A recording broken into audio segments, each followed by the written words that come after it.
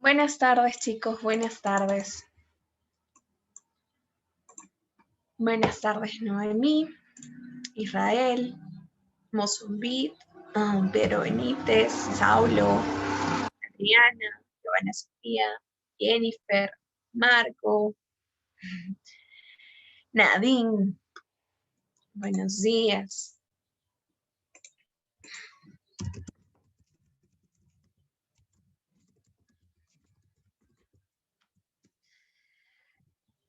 Sí, sí, hola, hola. ¿Cómo están?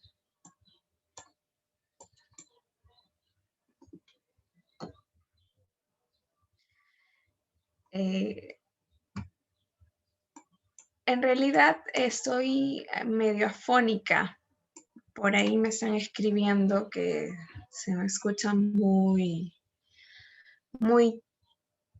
apagada o triste, y estoy poco afónica y por eso estoy con la voz un poco tenue.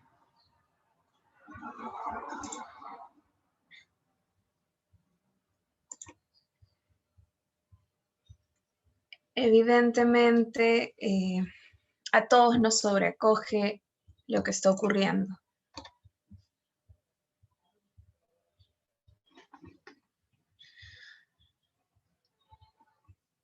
Hola, ¿cómo están?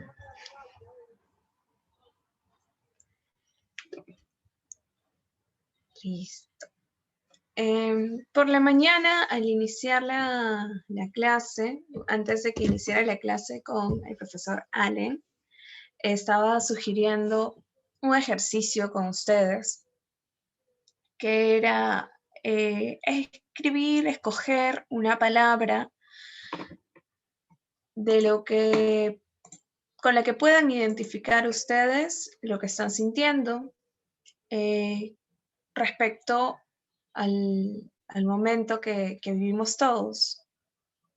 Y por ahí algunos se animaron a dejar algunas palabras, y unas de ellas fueron pues frustración, ansiedad, angustia. Yo me animé también a dejar mi palabra, y es completamente válido sentirnos así en estos momentos.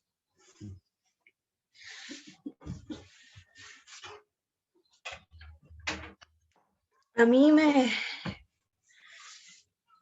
da tristeza porque los jóvenes que están yendo a marchar, y no es que no me incluya dentro de los jóvenes, pero los rostros que se han visto son de chicos que tienen la edad de ustedes, y pues resalto mucho el coraje. Claro, también hay personas o jóvenes de 25, 26, 27, 28 que también estamos apoyando, pero sí resulta lamentable que pudieran ser ustedes u otros. Es el mismo dolor e indignación que sentiría independientemente de la persona, pero sí cala un poquito más en quienes compartimos con jóvenes como ustedes. Y bueno,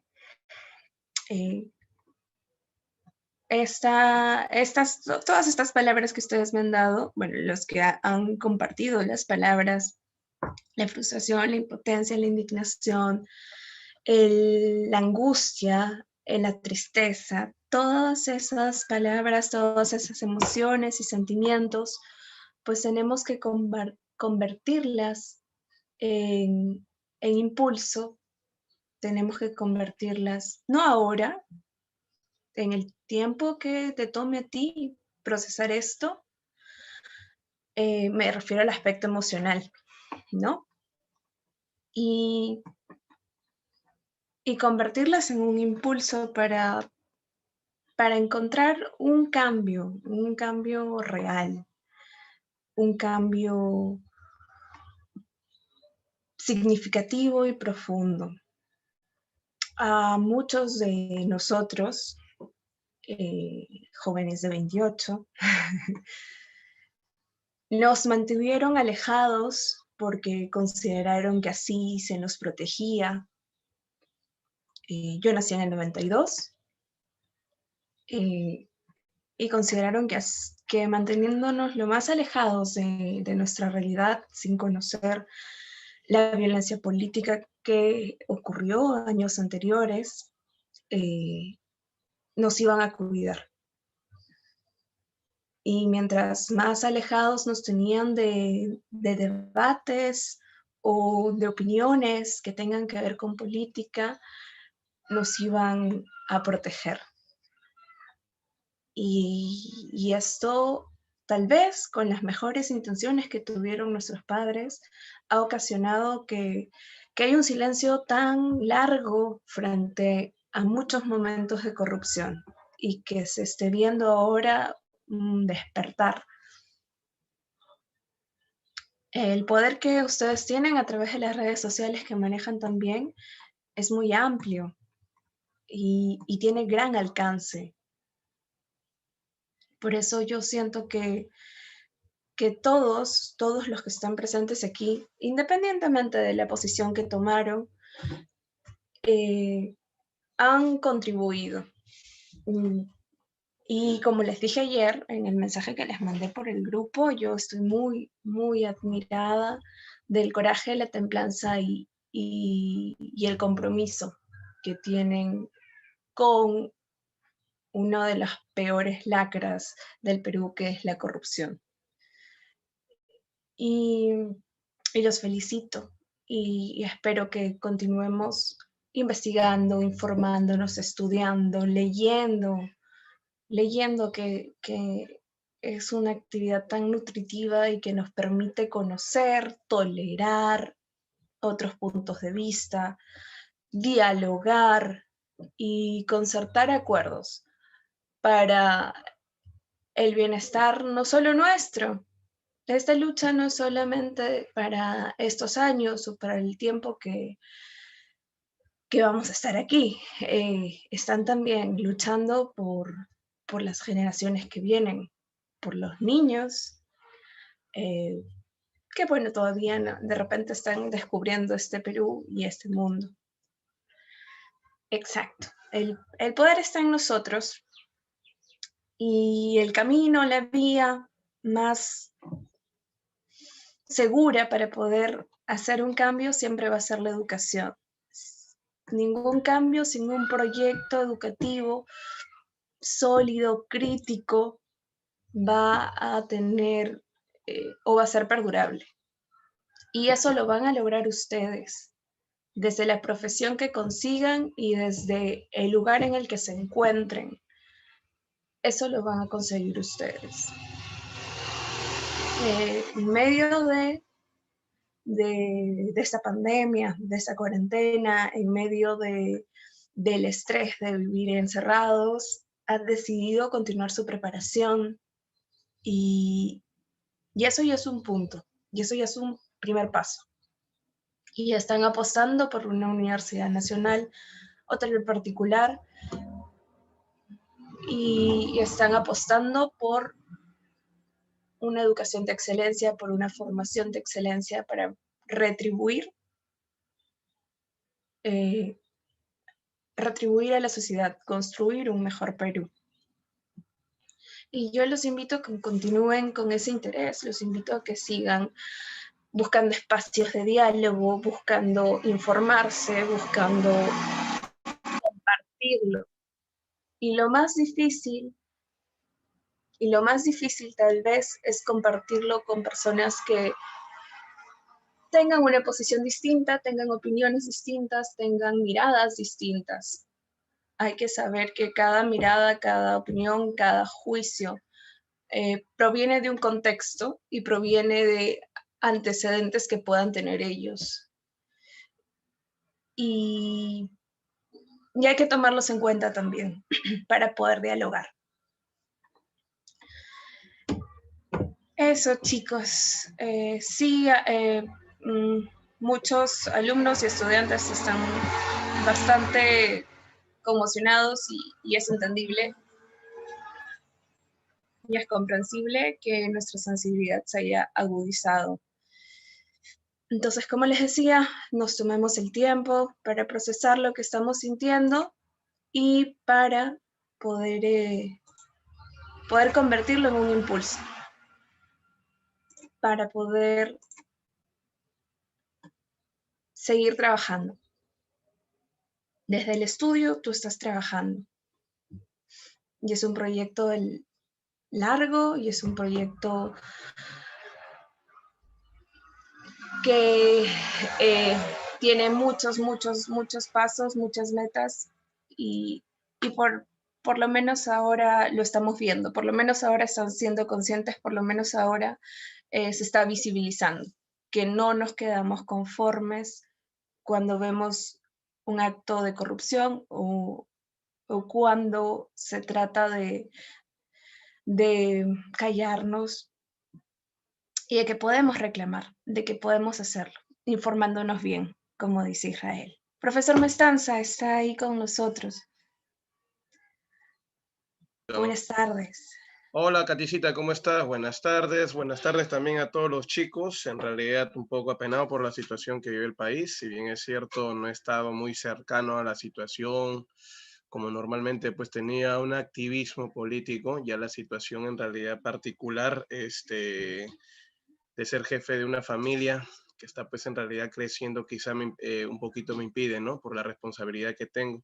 Pero agradezco a aquellos en sí, a todos aquellos que han salido a luchar, porque no solamente luchan por ellos, sino en realidad por todos nosotros.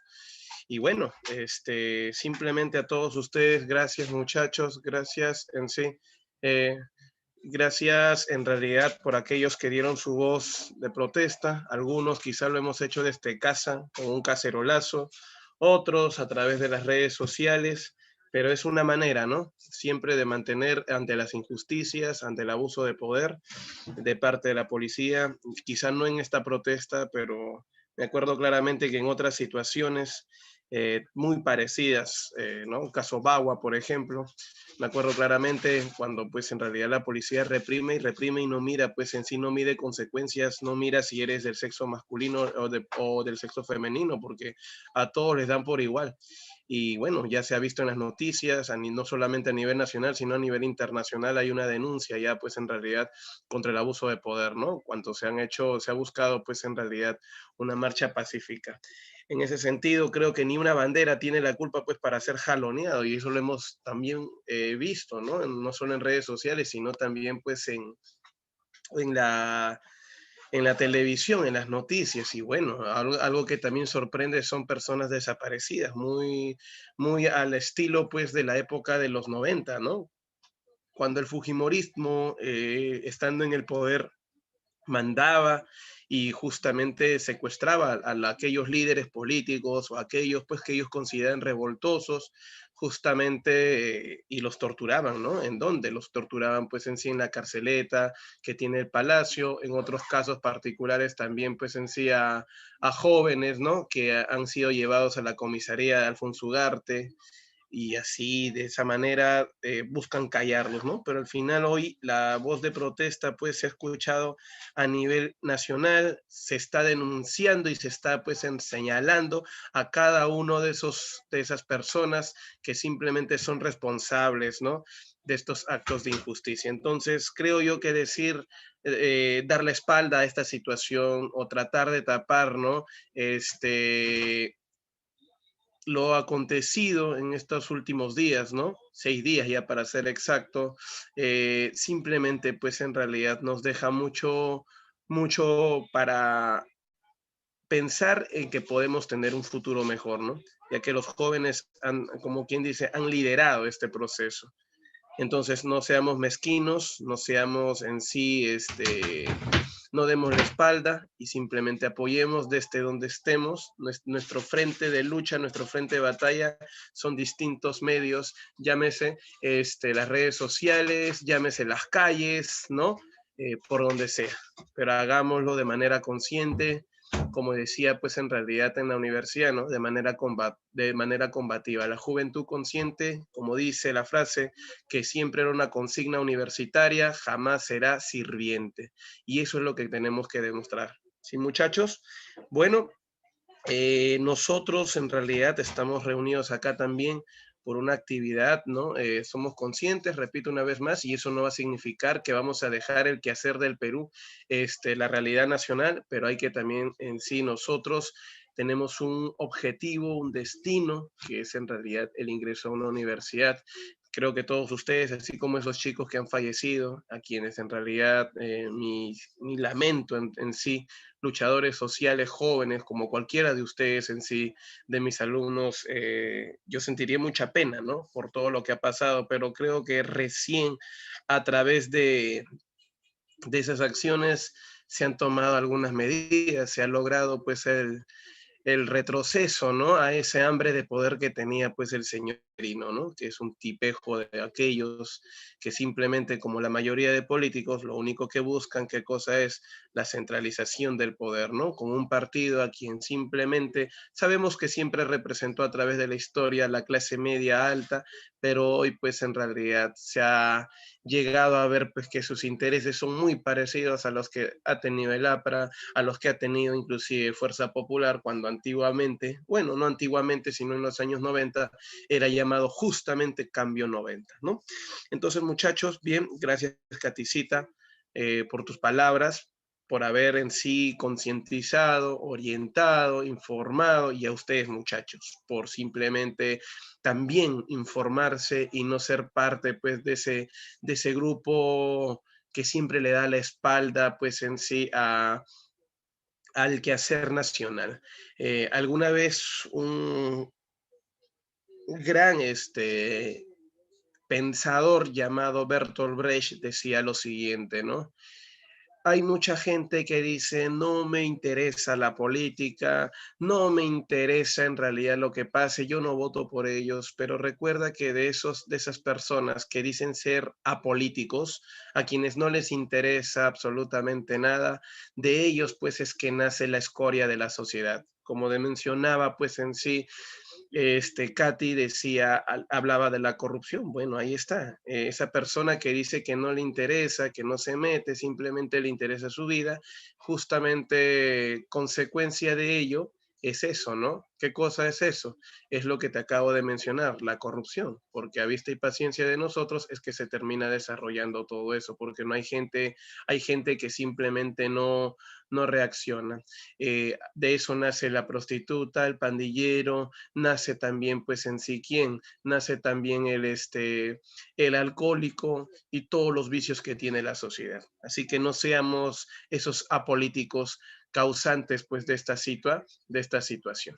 Muy bien, chicos. Bueno, vamos ya a iniciar nuestra clase de hoy, que hace referencia pues en sí a la cultura romana.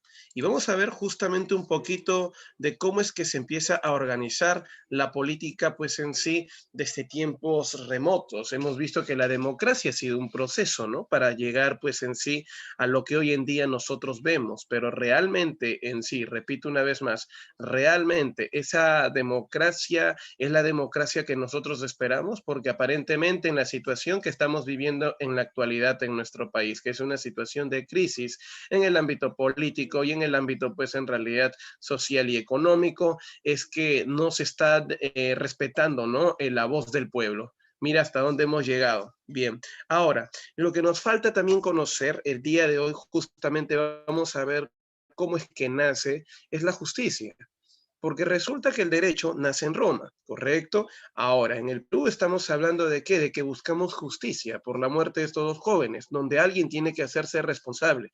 Y en la historia, hijo, no es algo nuevo, porque estas situaciones de represión y también, pues en realidad, de protestas han venido siendo parte de la historia. Claro está que algunos políticos buscan pues evitar la llamada protesta o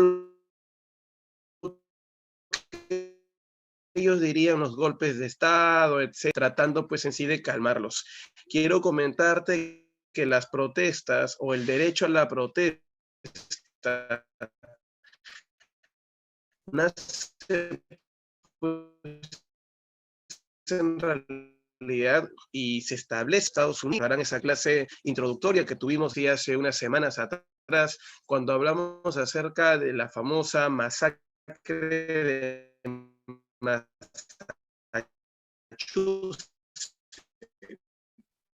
¿no? Donde se van a protestar justamente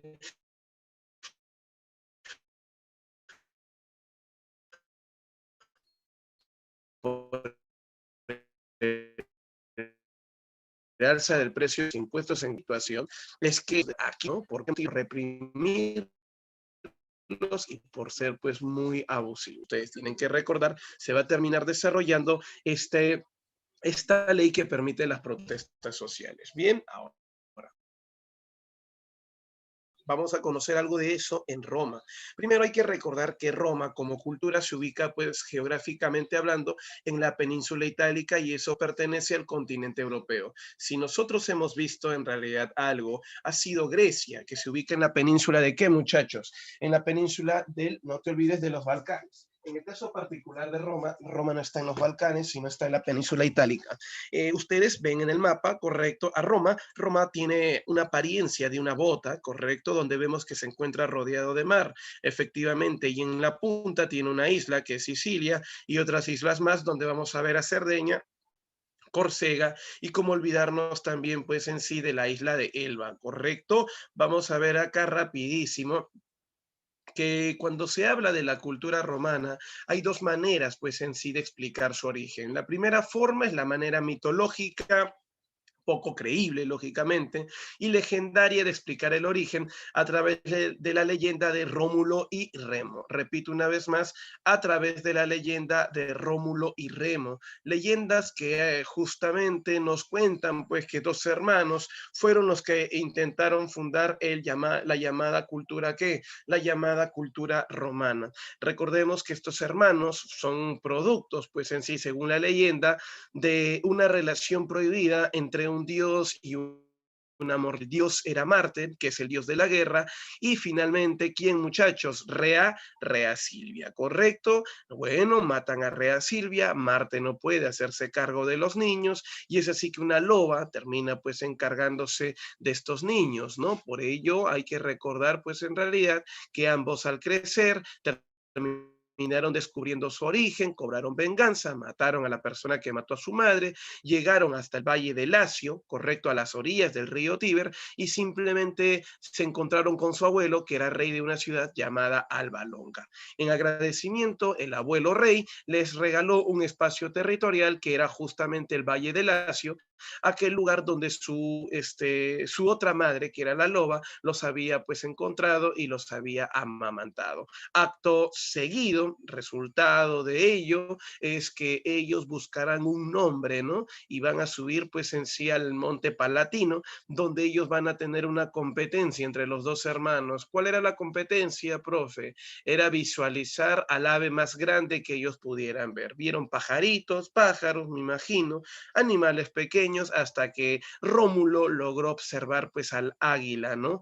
Que justamente si ustedes observan figuras relacionadas con la historia romana y el ejército romano propiamente dicho, tú vas a ver que siempre ellos adelante como estandarte van a llevar pues al águila, ¿no? Que se está asentando pues en sí sobre algo. Bien, ahí está entonces, por ese motivo Rómulo terminaría poniéndole el nombre a este territorio. Ahora, dicen que Remo se opuso al triunfo de su hermano y es así que entraron en un conflicto. Y es Por ese motivo, señores, que ante esa situación es que se enfrentan, Rómulo mata a Remo y bueno, en honor a Remo le puso Roma.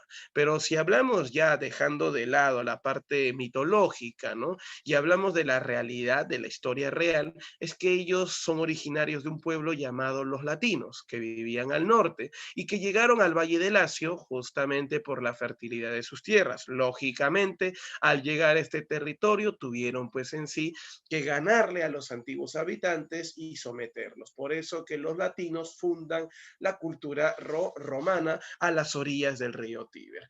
Quiero que ustedes observen el mapa, esa franja de anaranjado, nada más de anaranjado, era pues en sí el territorio romano. Profe, una tripa era Roma efectivamente dentro de la península itálica y posteriormente se terminó expandiendo y dominando toda la península. Hay que recordar que por el norte, o sea, por donde dice celtas, ellos limitan con qué, muchachos, con los Alpes italianos. Por el sur, que es el mar Mediterráneo, por el oeste, que es este punto, donde dice Saros aproximadamente, todo este celestito, que es el mar, lo llaman mar Adriático. Y al otro lado, que es la zona oeste, la zona del este u oriente, se le conoce con el nombre de mar Tirreno. Ahora, acá al mar, una parte del mar Mediterráneo se le llama mar Jónico, por si acaso. ¿Cómo se le llama?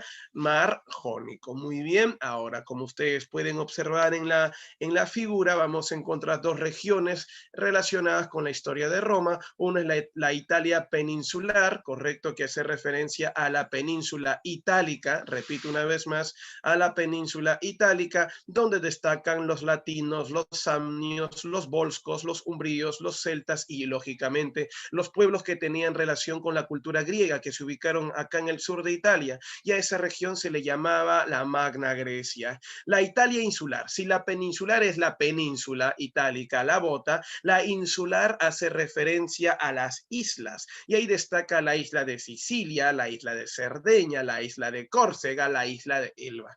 Esa es en sí la llamada Roma inicial, la Roma de la época republicana, por ejemplo. Pero si hablamos ya de la Roma, pues en sí, posteriormente, en la etapa final de la República, y si hablamos de la etapa imperial, estamos hablando de la Roma que no solamente dominó Europa o la península itálica, dominó gran parte de Europa, dominó una parte de Asia y dominó el norte de África. Geográficamente hablando, entonces, ustedes están observando a una gran, ¿qué, muchachos? A una gran cultura. Solimar ahora me dice, profe, disculpe, el libro de la leí que al este del mar Adriático y al oeste del mar Tirreno. Bien, hijo, yo te estoy mostrando, pues en realidad, a ver. ¿Qué me has dicho tú, Solimar? Rapidísimo. A ver. Al este el mar Adriático y al oeste el mar Tirreno. Pero observamos un mapa, que en breve te voy a mencionar rapidísimo. A ver, no sé si yo, a ver, ubicación de Roma. Muy bien. Observamos rapidísimo. Dame un ratito, por favor. A ver, acá. Dame un ratito, por favor, todos. Todos estamos en...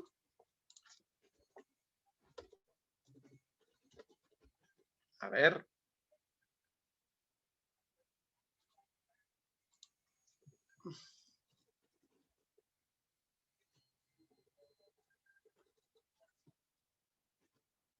A ver. Ya. Listo. A ver. Ah, carambas. Un lapsus acá en sí para todos. En lo que viene a ser, pues en sí, la digitación. Sí, a ver, ¿cómo le he puesto acá yo? Ah, ya. Acá es al revés. Tienes razón, gracias, Olimar. Disculpa, hija. Ahora sí. No me había percatado de ese detalle, hija. Gracias. Ajá, ya. Sí, y acá, por favor, vamos a agregar algo más. Una cosita más.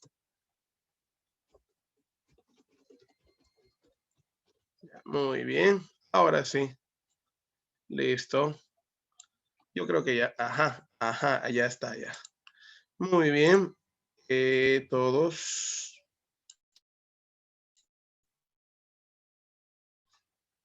Ahora sí, vamos a observarlo, ¿sí? Todos, chicos, muchachos, ¿logran observarlo? Gracias, Olimar. Listo, hija, te pasaste. Sí, efectivamente, ahí había un lapsus en la digitación donde dice mar Adriático, que es en el lado este, ¿correcto? Sí, efectivamente, ahora sí todos observamos.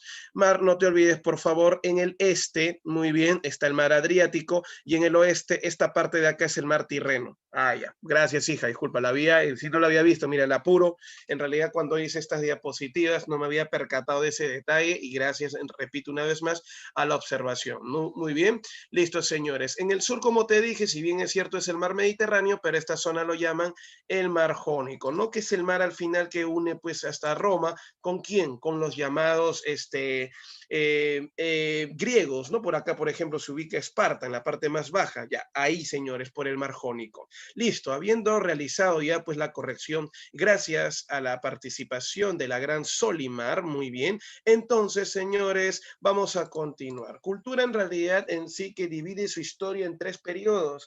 El primer periodo se llama la monarquía, correcto, que es la etapa de la fundación. Se conoce muy poco de esta historia debido a que en este periodo se mezclan ideas religiosas, correcto, inclusive mitológicas, con algunas pruebas históricas reales, ¿no? En la República ya hablamos de una etapa ya de mayor desarrollo, vemos una buena organización política, una buena organización social y también una organización económica. Y el imperio simplemente es como quien dice, la transmisión de un sistema político democrático, entre comillas, a una etapa de centralización del poder.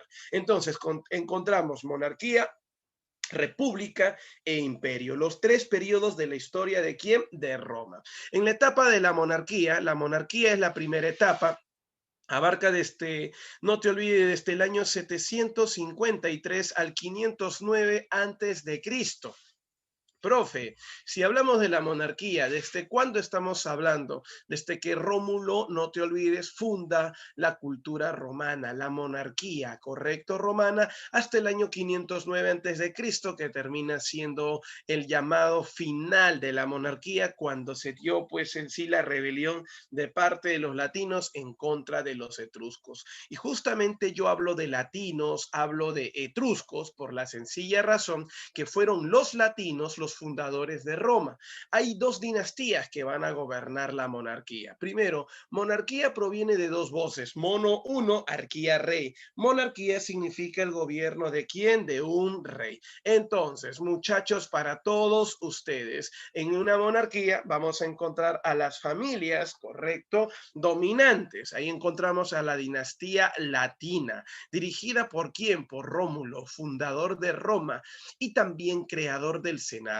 Él es el llamado en sí, la llamada cabeza de la cultura romana. Como ustedes ya han escuchado hace rato cuando les hablé de las dos maneras de explicar el origen de Roma, tanto mitológico como también real, Rómulo terminaría siendo una especie de semidios, ¿no? Que significaría la fundación de la cultura romana. Ahora él crea el Senado, el llamado origen correcto del poder de los ancianos que van a encargarse de la elaboración de leyes, de la famosa legislación romana. Ellos, recuerda tú, solo apoyaban al llamado rey, quien era la persona de mayor poder, de mayor autoridad. A la muerte de Rómulo llega al poder Numa Pompilio, personaje que será conocido en la historia de la monarquía romana porque se encargó de la organización religiosa originaria de Roma, o sea, el culto romano en honor, apunten por favor, a un dios. ¿A qué dios, profe? Al dios Jano, apunta ahí. ¿A qué dios? Al llamado dios Jano. Todos apuntaron, por favor. Entonces, recuerda que Numa Pompilio organizó el culto al llamado Dios ¿qué? Al llamado Dios Jano. ¿Listo, señores? Ahí está. Ese es en el caso de quién, muchachos. En el caso particular, pues en sí, de Numa Pompilio. El sucesor de Numa Pompilio es Tulio Hostilio, un político ambicioso, un político que busca, pues en realidad, centralizar ¿qué? Centralizar el poder. En la historia nos vamos a encontrar, pues, que en sí, que el Valle del Lacio estaba, pues, en sí conformado por dos pueblos importantes, Alba Longa y por otro lado también estaban los romanos. Este señor Tulio Hostilio lo que busca es ser el principal ente dominante, el principal estado o país que domine justamente este llamado que Valle del Lacio. Y en ese sentido, como busca dominar el Valle de Lacio, entonces quiero comentarles a todos ustedes que termina destruyendo la ciudad de ¿qué, muchachos? Termina destruyendo la ciudad de Alba Longa. Buena, Saulo, muy bien. Termina, repito una vez más, destruyendo la ciudad de Alba Longa. Nos van a contar en la historia que al destruir la ciudad de ¿qué, muchachos? De Alba Longa, ¿qué es lo que termina pasando? Bueno, señores, se ha metido con la ciudad originaria de los abuelos de Rómulo y Remo y será castigado. Así que van a sacarlo del poder. Y es así como el siguiente gobernador se compromete a reconstruir Alba Longa. Y ese siguiente gobernador es Ancomarcio. Él reconstruye Alba Longa. Pero va a haber un suceso importante por mencionar relacionado con Ancomarcio. ¿Y cuál es ese suceso? Nosotros debemos recordar que el señor llamado Ancomarcio, ¿qué es lo que termina haciendo? Bueno, ahí viene una historia. Ancomarcio, señores, para todos ustedes, es el hombre que deja de lado una actividad económica que tenía Roma. Roma, acuérdate por favor, y la historia lo demuestra, desarrolla una actividad. La principal actividad inicial de Roma era la agricultura. Repito una vez más, ¿qué actividad era? Era la agricultura y la ganadería. Pero mira lo que termina pasando. Con Ancomarcio lo que va a suceder es que buscan expandir justamente su influencia económica. Y en ese sentido, ¿qué es lo que termina pasando con el señor llamado Ancomarcio? Ancomarcio, señores, para todos ustedes, este amigo llamado Ancomarcio, repito una vez más, lo que termina haciendo pues es lo siguiente. Y resulta, correcto, que él también buscará que Roma desarrolle pues la actividad comercial. Y para poder ser un ente comercial, un estado o país que pueda desarrollar un comercio, correcto, con distintos pueblitos que están a su alrededor, ellos tienen que construir un puerto y así construyen el puerto de Ostia. Hay una historia que todos ustedes, algunos, ¿no? Ya han estudiado, han repasado, se acuerdan. ¿Qué pasó, señores, con esta obra de Ancomarcio? Era en realidad una amenaza económica comercial al pueblo que se ubicaba al norte de Roma, que era el pueblo de los etruscos, un pueblo que sí se dedicaba desde su origen al llamado, ¿qué? Al llamado comercio. Y cuando Roma intentó justamente ser su principal competencia, terminó convirtiéndose en su primer gran enemigo. Y como enemigos se enfrentaron, que sí se enfrentaron en una guerra,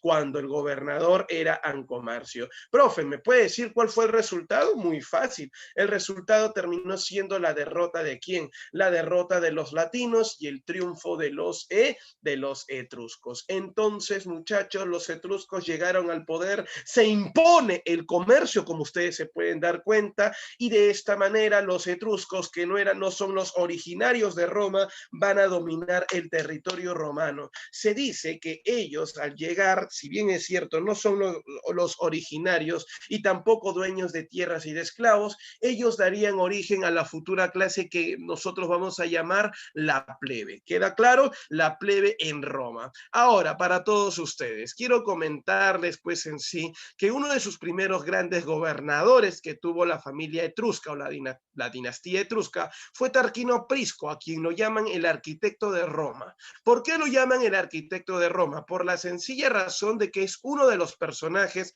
más importantes en la historia de Roma, debido a que con él se hicieron obras arquitectónicas. Repito una vez más, obras arquitectónicas, como por ejemplo la construcción de la cloaca máxima, que es el sistema de desagüe que va a tener Roma, así como el circo máximo, que es el circo romano, un lugar de entretenimiento, una especie de estadio para las competencias que se desarrollaban allá en el territorio romano.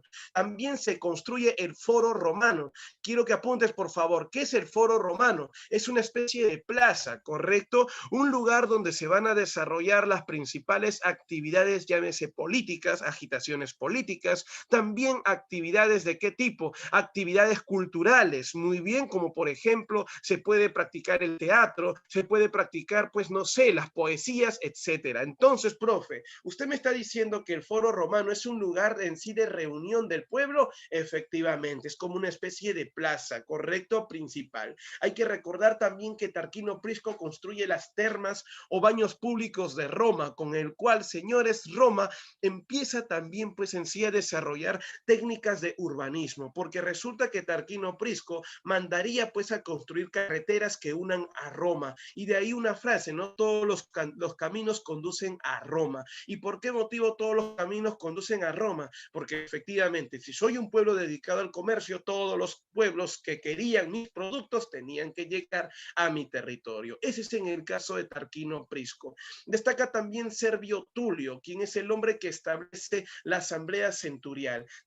Tras vamos a decir así, ¿no? Tras el gobierno de Tarquino Prisco, llega al poder un nuevo rey llamado Servio Tulio, que establece la asamblea centurial. ¿Qué es la asamblea centurial? Es una asamblea, señores, políticamente hablando, donde van a participar patricios y plebeyos en el ámbito o en el caso militar. Se dice también que ellos se encargaban de elegir a los grandes representantes políticos que iba a tener Roma. ¿Correcto? Dice la historia que así, y quiero que lo apunten por favor en un espacio que tengan, lo llaman el Solón Romano. ¿Y por qué crees tú que lo llaman el Solón Romano? A ver, quiero ver alguna participación en el chat. ¿Por qué creen que a Servio Tulio lo llaman el Solón Romano? Buena, Saulo, claro, efectivamente, y ahí está en la pantalla, porque organizó el primer censo de Roma. Hay que recordar que cuando él organiza el censo tiene por objetivo principal, ¿cuál, muchachos? El censo tiene por objetivo llevar la contabilidad de la población. Y una vez que ya conoce en sí la cantidad de pobladores que existen dentro de Roma, recuerda que según la capacidad económica adquisitiva que tenga la población, él los va a clasificar, y ahí una vez más Saulo me está ayudando, en clases O los va a clasificar en clases sociales. Gracias, Saulo, correcto por tu intervención, efectivamente. Entonces apuntamos ahí con Servio Tulio, nacen las clases O, nacen las clases sociales. Ahora, lamentablemente hay que mencionar que Roma, al tener pues en sí una red de caminos, muchos pueblos buscaban invadir a Roma, quitarle ese privilegio de ser un pueblo que tiene pues en sí gran variedad a nivel de qué, muchachos, en sus tierras, que tiene fertilidad, correcto, y que puede desarrollar mejores actividades relacionadas con el campo económico.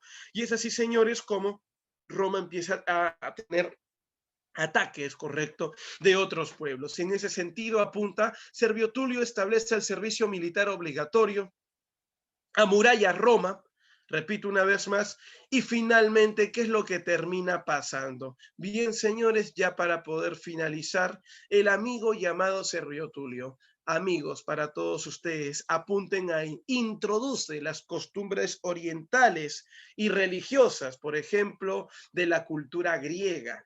Que, profe, cuando usted dice costumbres orientales y religiosas de la cultura griega, hacemos referencia, por ejemplo, a qué, ahí te menciono, a los dioses griegos. Por ese motivo, con él es que va a existir esa semejanza, ¿no? No igualdad, sino semejanza entre los dioses griegos y romanos, donde Zeus ahora es Júpiter, donde, por ejemplo, Afrodita es Venus, donde, por ejemplo, ¿quién más? A ver, ¿a quién podemos mencionar? A Ares es Marte, donde Poseidón es Neptuno. Ah, muy bien, amigos, ustedes mismos ya se están dando cuenta. Estamos viendo en realidad, amigos, a todos ustedes, estamos viendo pues la introducción de la religión griega. ¿Queda claro? Y bueno, señores, ya que Servio Tulio organizó justamente a la dinastía etrusca, a la monarquía romana, quiero comentarte que esta monarquía llegó a su fin con el gobierno de Tarquino el Soberbio, personaje a quien lo van a llamar de manera por sencilla razón, repito una vez más, por la sencilla razón de que es un hombre pues en realidad autoritario, déspota. En realidad la culpa de que lo saquen a Tarquino el Soberbio no tanto fue él, sino su hijo, quien había violado a una latina, a una mujer de la clase patricia llamada Lucrecia. Él viola a esta mujer y eso provoca pues el levantamiento de los latinos en contra de su hijo y lógicamente en contra de Tarquino Tarquino el Soberbio, quien terminaría siendo el último rey de Roma, quien en el año 509 fue sacado del poder y de inmediato los latinos asumieron el gobierno de Roma. A los latinos, al asumir el gobierno de Roma, la pregunta es, ¿qué cosa decidieron? Eliminar esta llamada monarquía, donde el poder estaba en manos del rey y del senado, y ahora, señores, esta ciudad de Roma, correcto, pasaría a dominar también a los etruscos. La economía, que si bien es cierto, inicialmente era agricultura y ganadería y comercio, con una religión, correcto, donde destacan los dioses Númina y Lares, ahora terminaría siendo más grande. ¿Por qué motivo? Porque su dominio ahora es Roma y también es, no te olvides, el etrusco. Si vemos el mapa, el romano es la franja anaranjada y el etrusco, mira, está al norte, es casi todo lo que está de color en siguinda. Por ese motivo, los patricios van a dominar desde la zona central de Roma.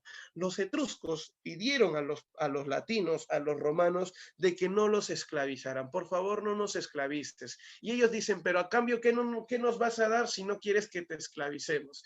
A cambio, él le va a responder, a cambio, yo les voy a pagar impuestos. Ah, muy bien, como son comerciantes, efectivamente pueden pagar esos impuestos. Y en ese sentido, los llamados latinos pasaron a ser la clase dominante bajo el título de patricios o padres, pues en sí de Roma, fundadores. No te olvides de Roma, que pertenecen a la aristocracia. Recuerda que aristocracia significa nobleza con derechos, pues en sí ciudadanos. Solo ellos tienen el derecho para poder tener en sus manos los cargos políticos, como también tener tierras y esclavos. Debajo estarían los plebeyos, que hay dos tipos de plebeyos. En primer lugar, plebeyos se le conoce así a todos aquellos que viven alrededor de Italia. Repito una vez más, que viven en Italia, pero que están alrededor, perdón, de Roma. Repito una vez más, que son de Italia o de la península itálica, pero que están alrededor de Roma. Muchos de ellos fueron sometidos, correcto, y de esta manera perdieron ciertos derechos. Ellos no tenían derechos. Habían dos tipos de plebeyos, los ricos y los pobres. Los ricos, que eran llamados nobilitas y que gracias al matrimonio con un patricio ascendieron socialmente. Claro, cuando las leyes lo permitieron, porque había inicialmente una discriminación. No se permitía que un plebeyo pueda relacionarse con un patricio. Ahora que van a ser en el futuro el derecho, vamos a ver el nacimiento de una clase, como vienen a ser, repito una vez más, los nobilitas, que son los plebeyos dedicados al comercio. Pero así como hay uno que es rico, también hay uno que es pobre, y ese se le llama, acá está, se le llama cliente. Es el plebeyo, es una persona libre, pero que depende de quién, de un patricio. Cliente porque se vende al patricio, porque él, señores, repito, ¿qué va a hacer? Le va a ofrecer su trabajo al patricio. Señor, yo soy campesino, usted tiene tierras, puedo trabajar sus tierras a un bajo costo. Muy bien, con tal de obtener el dinero para poder pagar sus impuestos y no quedarse como esclavos, los llamados clientes dependían del patricio, a quien de ahora en adelante se le va a llamar pater familia. Hay que recordar que todo patricio, ¿qué cosa posee? Hay que recordar que todo patricio posee, pues en realidad algo, que posee una gens. ¿Se acuerdan de esa palabrita? Gens. ¿Qué significa gens? Significa familia de origen. Recuerda que todos ellos tienen que demostrar que son latinos. Si no tienen una familia con el cual demostrar su sangre, su origen, entonces pierden todos sus privilegios. Por eso que habían patricios ricos y habían patricios pobres.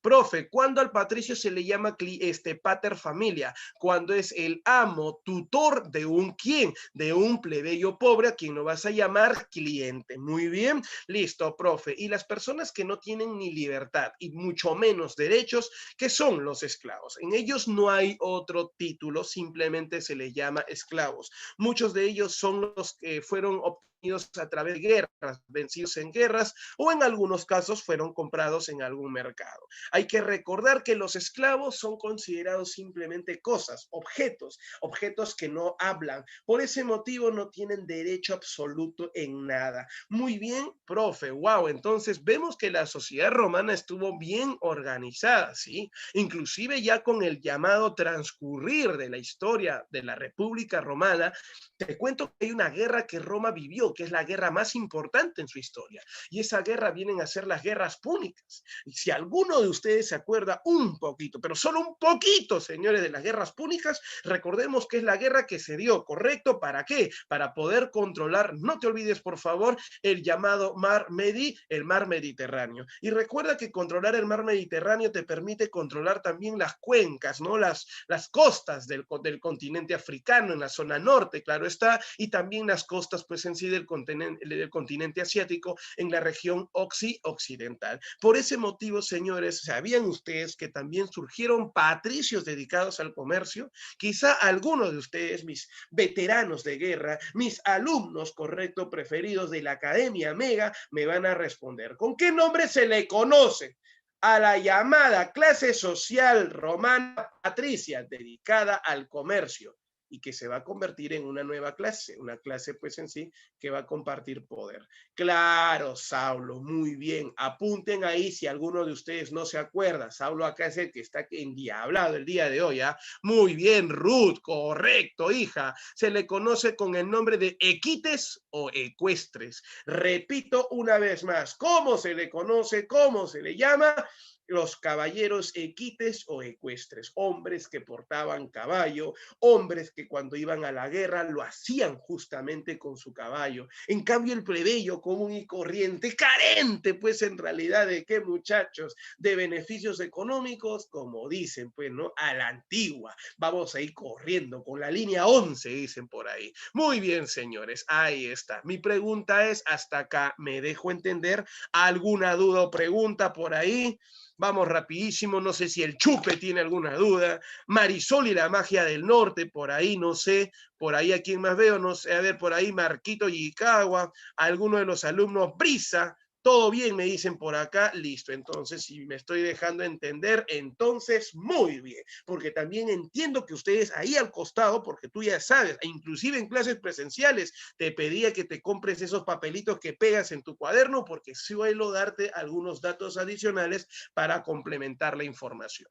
Como ustedes ya han podido ver, ya existe una organización social y era necesario también, como ya el pueblo romano ha crecido y apunta a seguir creciendo, una organización política que establece, valga la redundancia, una división política. La pregunta es, y siempre lo voy a hacer, ¿cuál es la razón de un país, de un Estado, al dividir políticamente, señores, el llamado sistema de gobierno? Creo que todos ustedes deben llegar, pues en realidad, a una respuesta concreta. Y Marcelito responde de forma concreta y dice, profe, el sentido de que un país, así como nuestro país, así como el Perú, ha decidido en descentralizar el poder, correcto, es para mejorar la administración, porque si el gobierno se centraliza en una ciudad, ejemplo Lima, correcto, y en el caso de Roma, y tiene provincias dominando, ¿cómo es posible que va a escuchar la voz de las personas que viven en los rincones? No va a ser nada fácil. Y en ese sentido, los romanos también pensaron de esa manera. Es por esa razón que se crea cargos como el Senado, el sistema legislativo, encargado, aunque tú no lo creas, de la administración, o vamos a decir de esta manera, es el llamado ente político más importante de Roma. El Senado termina siendo la institución, correcto, la máxima institución dominante de la República Romana, que estaba conformado por 300 miembros que eran elegidos solo y únicamente por los censores, correcto, ya que los censores guardan información de cada una de las familias, sabía qué personas podían formar parte del Senado.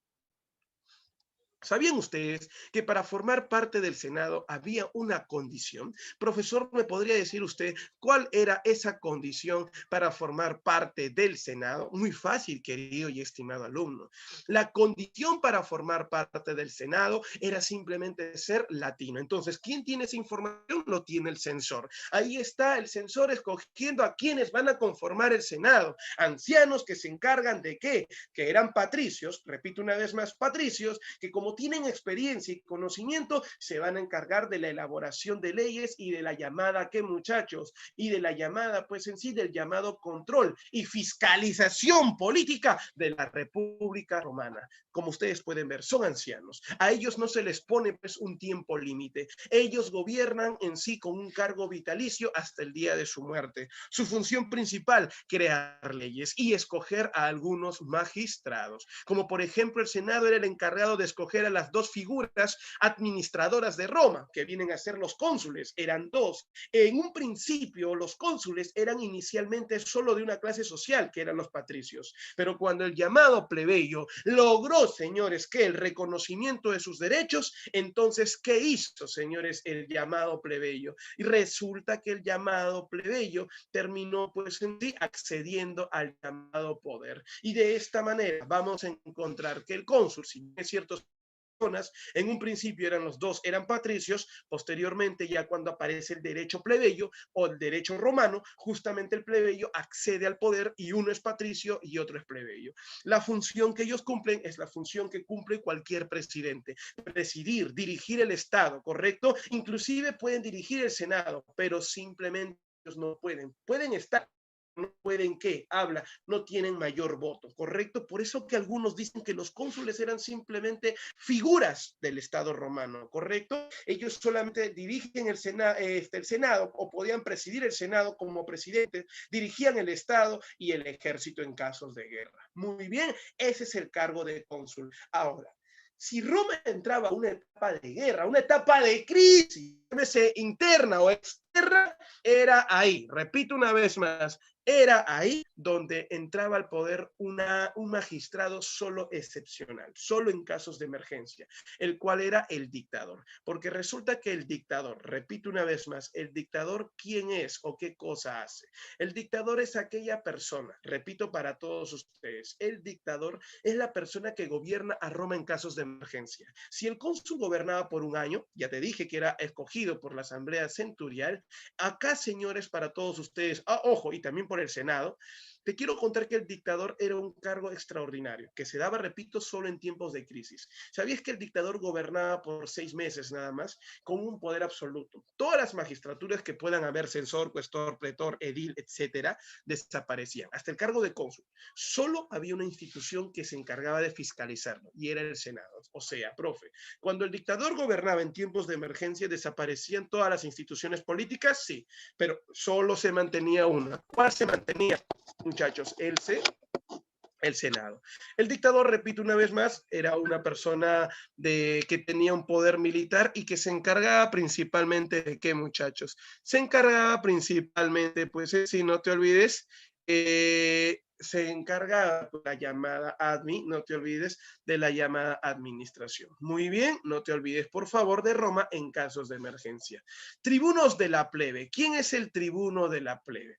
El tribuno de la plebe, quiero comentarte en realidad, termina siendo pues el llamado representante de la plebe, los defensores de los plebeyos con derecho a ¿qué? A oposición, a veto. Eran elegidos por la asamblea tribal, que era una asamblea netamente con participación plebeya. Ahora, si nosotros hablamos de que del tribuno de la plebe, mi pregunta para todos ustedes sería la siguiente. Señores, el tribuno de la plebe, ¿a quién escoge para ser su representante? ¿Escoge a un patrio o a un plebeyo? Primera pregunta.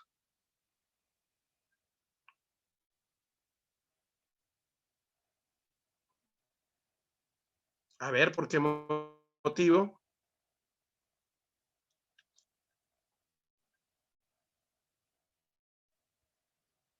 A ver, ¿alguien por ahí? ¿A quién escogían? A ver, solamente hice una pregunta simple.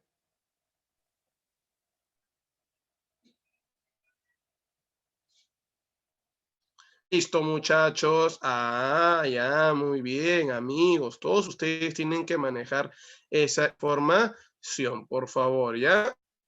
Vamos a ver acá. Justamente, vamos a ver que ellos escogían a un patricio. Ahora mi pregunta es, ¿por qué motivo escogerían a un patricio? Claro, claro, buena, Saulo, es que hay un detalle. Ellos escogían a un patricio primero, porque ellos no carecía de algo. Eso era educación. Hasta ahí todos ya vemos por qué motivo entonces escogen a un qué.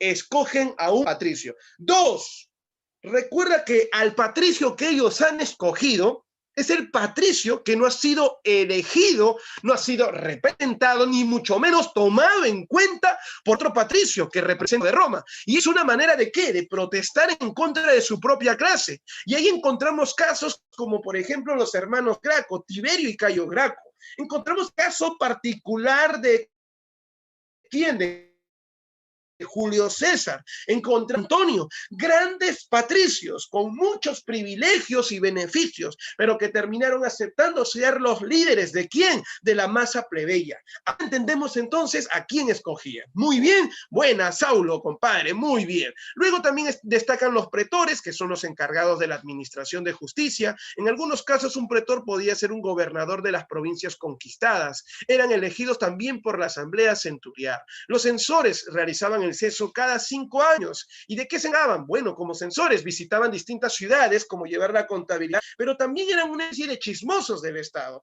porque resulta que ellos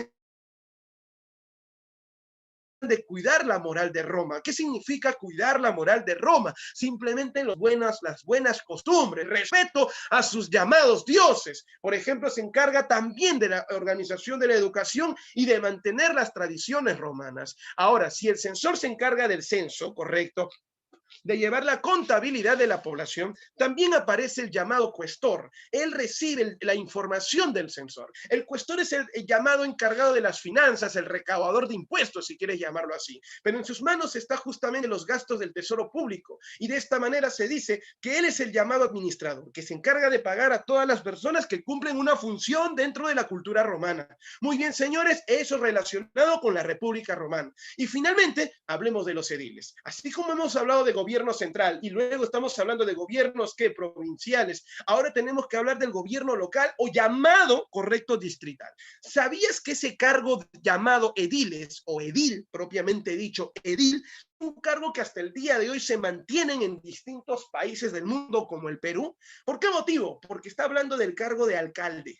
Correcto, porque el alcalde es la persona que se encarga de gobernar a la ciudad y se encarga de ¿qué? De la limpieza, belleza y el ornato de la ciudad. Repito una vez más, limpieza y belleza, del cuidado de la ciudad, el provisionamiento de los mercados y de la distracción pública, las plazas, etcétera. Por eso que el edil, repito una vez más, era el encargado del gobierno de las ciudades o distritos. De esta manera hemos observado en realidad y conocido a detalle cada una de las magistraturas que ayudan en el gobierno a la cultura romana. Como ustedes pueden observar, inicialmente todos estos sistemas políticos estuvieron en manos de ¿quién? Principalmente de patricios. Posteriormente ya los plebeyos también tuvieron participación. Ahora, una buena pregunta sería, ¿cómo es que empezó la participación plebeya? Y es que resulta que para ellos se organizan las llamadas asambleas. Ahí, por ejemplo, conoceremos la asamblea curial, una asamblea que cuando dices curial te suena a cura, y resulta que efectivamente es una asamblea de tipo religiosa, cura religioso. Ah, sí, profe, porque entiendo que la parte religiosa es importante dentro de un país para poder dominar y controlar a la población mediante la fe. Y no discuto tu respuesta y te felicito, efectivamente. Dicen que esta es una asamblea netamente religiosa, se encarga de velar por las cuestiones religiosas. ¿Quién era el encargado del control social mediante la fe? Era el patricio. Por ese motivo, en la asamblea curial solo participan patricios que se van a encargar de resolver los asuntos relacionados con la fe y con la religión. Las buenas costumbres son principalmente, ¿qué? Cuidadas. ¿Por quién? Por la asamblea curial. Profe, esa es la asamblea curial. La siguiente asamblea, ¿cómo se llama? Centurial. Acá lo vemos a la asamblea centurial, que es una reunión o asamblea, que valga la redundancia, van a reunir a patricios y a plebeyos. ¿Y por qué motivo reunía, profe, patricios y plebeyos? Porque era pues en realidad en tiempos de emergencia, ya que si se da una guerra, la guerra no va a afectar solo al patricio, tampoco va a afectar solo al plebeyo, afectaba a los dos. Y en ese sentido, muchachos, en la asamblea centurial participan justamente patricios y repito una vez más, ¿y quién más? Van a participar patricios y plebeyos. ¿Queda claro, señores? Ahí está entonces. Esto es una asamblea que se da en tiempos de guerra. Finalmente, la asamblea tribal viene de tribuno de la plebe. Todos ya saben, hace un rato nada más lo mencioné, que tribuno de la plebe es el representante de los plebeyos. Lógicamente, a un representante del plebeyo no lo va a escoger un patricio, lo escoge solamente la masa plebeya. Por eso la asamblea tribal es una asamblea netamente de la plebe. ¿Y de qué se encarga, profesor? De elegir a su representante máximo, que viene a ser el tribuno de la plebe. El hombre hombre que se encarga de recoger justamente las necesidades para ser llevadas ante el Senado y así establecer sus derechos, correcto, que los puedan favorecer o no les puedan favorecer. Ahora, para que la voz del pueblo tenga el rango, pues en sí una condición de ley, todo acuerdo que tomaba la masa plebeya era en sí mediante una consulta previa. Y a esa consulta previa, ¿cómo se le va a conocer o cómo lo vamos a llamar? Lo vamos a conocer o llamar plebiscito. Justamente la palabra plebiscito tenemos que recordar y qué, muchachos, y mencionarlo. Plebiscito viene de plebe. Eran los acuerdos tomados por la plebe y que al ser con la votación de toda la población tenían rango de ley. ¿Queda claro? Bien, señores, de esta manera hemos visto pues en realidad la división política de quién, muchachos, de la cultura romana en su etapa republicana. Como ustedes pueden ver, en la República Romana ya claramente se puede observar la división política, la división ¿qué, muchachos? La división social, y ahora vamos a encontrar también la llamada ¿qué, muchachos? Económica, pero esa división económica la vamos a conocer a partir de ¿qué, muchachos? De algo que tiene pues en realidad que buscar el llamado plebeyo. Y resulta que el plebeyo se sentía pues desprotegido, se sentía humillado por la sencilla razón de que el llamado patricio abusaba de su llamado poder.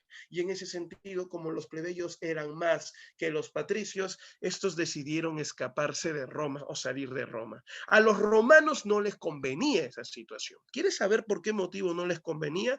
Por la sencilla razón de que era impuestos que se iban a ir de Roma. Entonces mi pregunta para todos ustedes, si hablamos de impuestos que se van a ir de Roma, pregunta, los romanos no se pueden dar el lujo de justamente de dejar que se vaya. Y es por eso que el derecho nació a manera justamente, así como nosotros estamos hoy en día. En Lima estamos siendo testigos de protestas, donde el pueblo se levanta a cambio de buscar algo que beneficie no a uno, sino a todos. Es por ese motivo que en Roma también los plebeyos se terminaron levantando. ¿Por qué motivo se levantaron? Porque no tenían ningún derecho. Porque si ellos hacían algo, todo solo y únicamente era para el beneficio del patricio, para el beneficio de la máxima autoridad, para el beneficio de quién, de la nobleza. Y es por eso que cuando los plebeyos vieron que eran más que los romanos, decidieron justamente hacerlo, rebelarse de manera política. Y ahí nació la llamada asamblea la llamada rebelión del Monte Sacro, que en el año 496 a.C. termina siendo la rebelión de los plebeyos contra los patricios, que llegó a tener una escaramuza, una especie de conato de bronca, ¿no? Una especie de insultos, empujones, etcétera, pero donde los patricios decidieron aceptar el reconocimiento de los derechos de los plebeyos. Entonces, profe, la rebelión del Monte Sacro es la rebelión de plebeyos por, ¿qué cosa, muchachos? En la búsqueda de sus derechos en contra de los patricios. Entonces, así, señores, los patricios, ¿qué dijeron? Está bien. Vamos a reconocer sus llamados derechos y todo lo que ustedes soliciten lo van a hacer con un representante. Es acá, gracias a esta rebelión, que surge el representante de la masa plebeya, llamado el tribuno de la plebe. Con ustedes, el derecho romano, que es el mayor aporte de Roma a la humanidad, que hace referencia a la justicia. ¿Cómo nació y gracias a qué? La respuesta es súper simple. Gracias, pues, en sí a la rebelión del plebeyo. ¿Contra quién? En contra del patricio. Repito una vez más, la rebelión del plebeyo contra el patricio. Ese es el derecho romano, donde los llamados patricios aceptaron, pues, en sí, muchachos, mediante una ley llamada Valeriana, nombrar a los decemviros. Quiero que apuntes ahí. ¿Quiénes son los decemviros? A ver, por favor. A ver, ¿quién se acuerda quiénes eran los decemviros? Rapidísimo.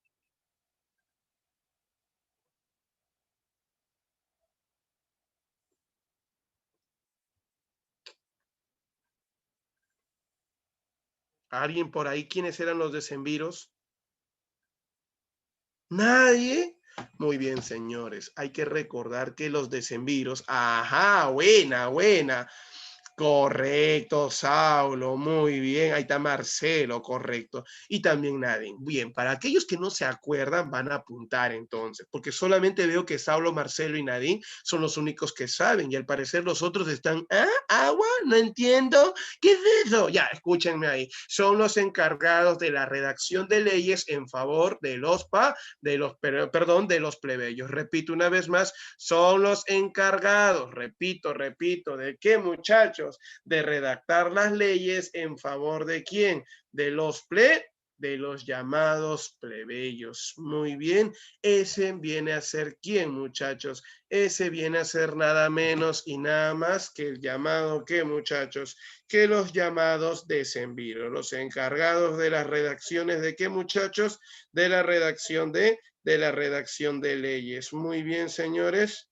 Ahí está. Bien, señores, amigos, todos ustedes, ahí nosotros estamos observando, viendo pues en sí cómo es que se está desarrollando pues en sí el derecho romano. Una vez que nombraron a los decemviros se encargarían de redactar leyes como la ley de las 12 tablas, aquella ley que establece la igualdad, señores, entre patricios y plebeyos.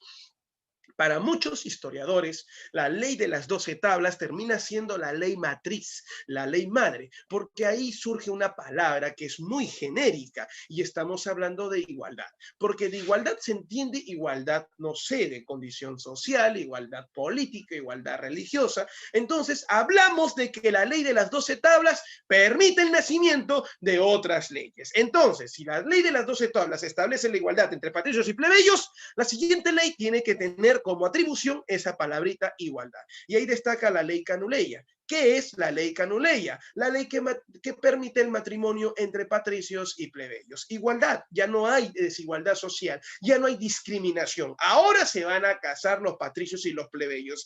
Claro está que esos matrimonios no eran principalmente matrimonios por amor, sino que eran matrimonios por intereses. Por ejemplo, el plebeyo que se casaba no se casaba con un patricio en sí de la nobleza o rico, se casaba con un patricio pobre, pero ¿qué tan bobo es para casarse con un patricio o una patricia pobre? Y es que no sea, es que sea bobo. En la realidad, repito una vez más, la realidad, ¿qué cosa nos dice? La realidad nos dice que si se casa con ese patricio misio es porque busca algo, el ascenso social. Y el patricio, si se casa con una plebeya, que es como decir, ¿no? ¿Sabes qué? Yo soy el hijo de Eulogio Romero.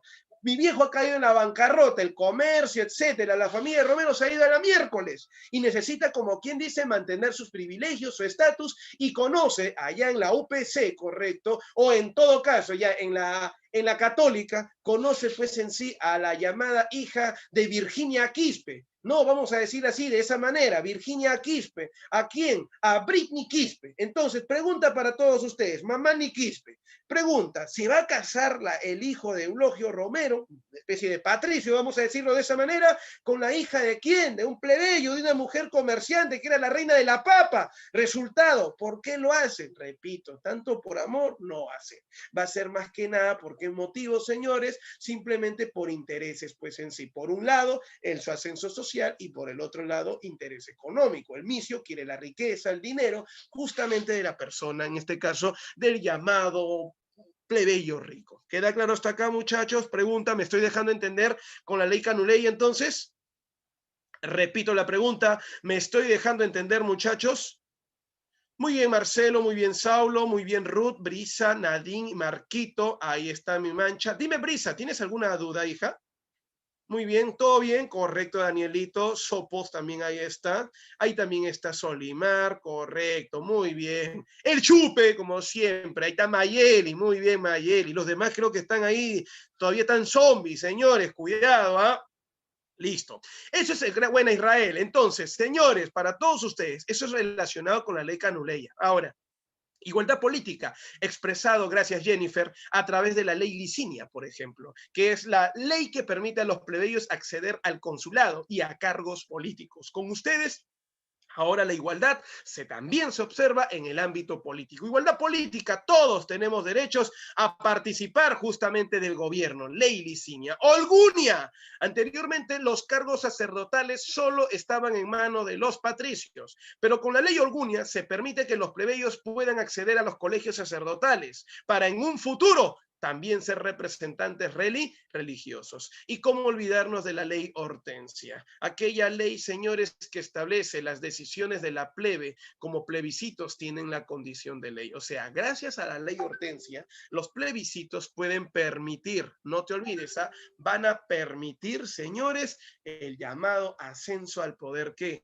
El llamado ascenso al poder al llamado poder político y, lógicamente, esta ley Hortensia va a permitir que esos tribunos de la plebe, cuando lleven la petición, vamos a decir de esta manera, del pueblo ante el Senado, tengan un rango de ley.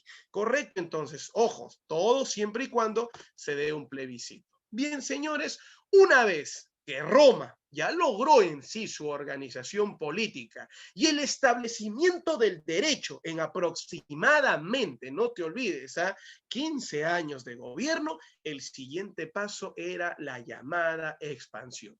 Resulta que en un principio solo la expansión se dio en la península itálica. ¿Cuál es la conquista de la península itálica? Recuerda la bota. No conformaban toda la bota. Y es así como lograron derrotar primero a los etruscos. Ya sabemos que los latinos derrotaron a los etruscos. Luego derrotaron también a los samnios en las famosas guerras pírricas. ¿Se acuerdan o no de las guerras pírricas? Justamente por el control del sur de Italia. Y cómo olvidarnos, pues ahí, señores, también destacan las llamadas guerras contra los griegos, que justamente eran pues las guerras pírricas. Profe, ¿y los samnios quiénes son o los samnitas? Un pueblo dedicado a la agricultura, que se ubicaba pues en la zona, vamos a decir, sur de Italia, ¿no? Muy al norte, claro está, que de la Magna Grecia, era un pueblo también importante, ¿no? Que los romanos lograron en sí derrotar y ganar. Al ganar ya dominan la península itálica, a lo que nosotros llamamos bota, pero había un punto que todavía Roma no controlaba.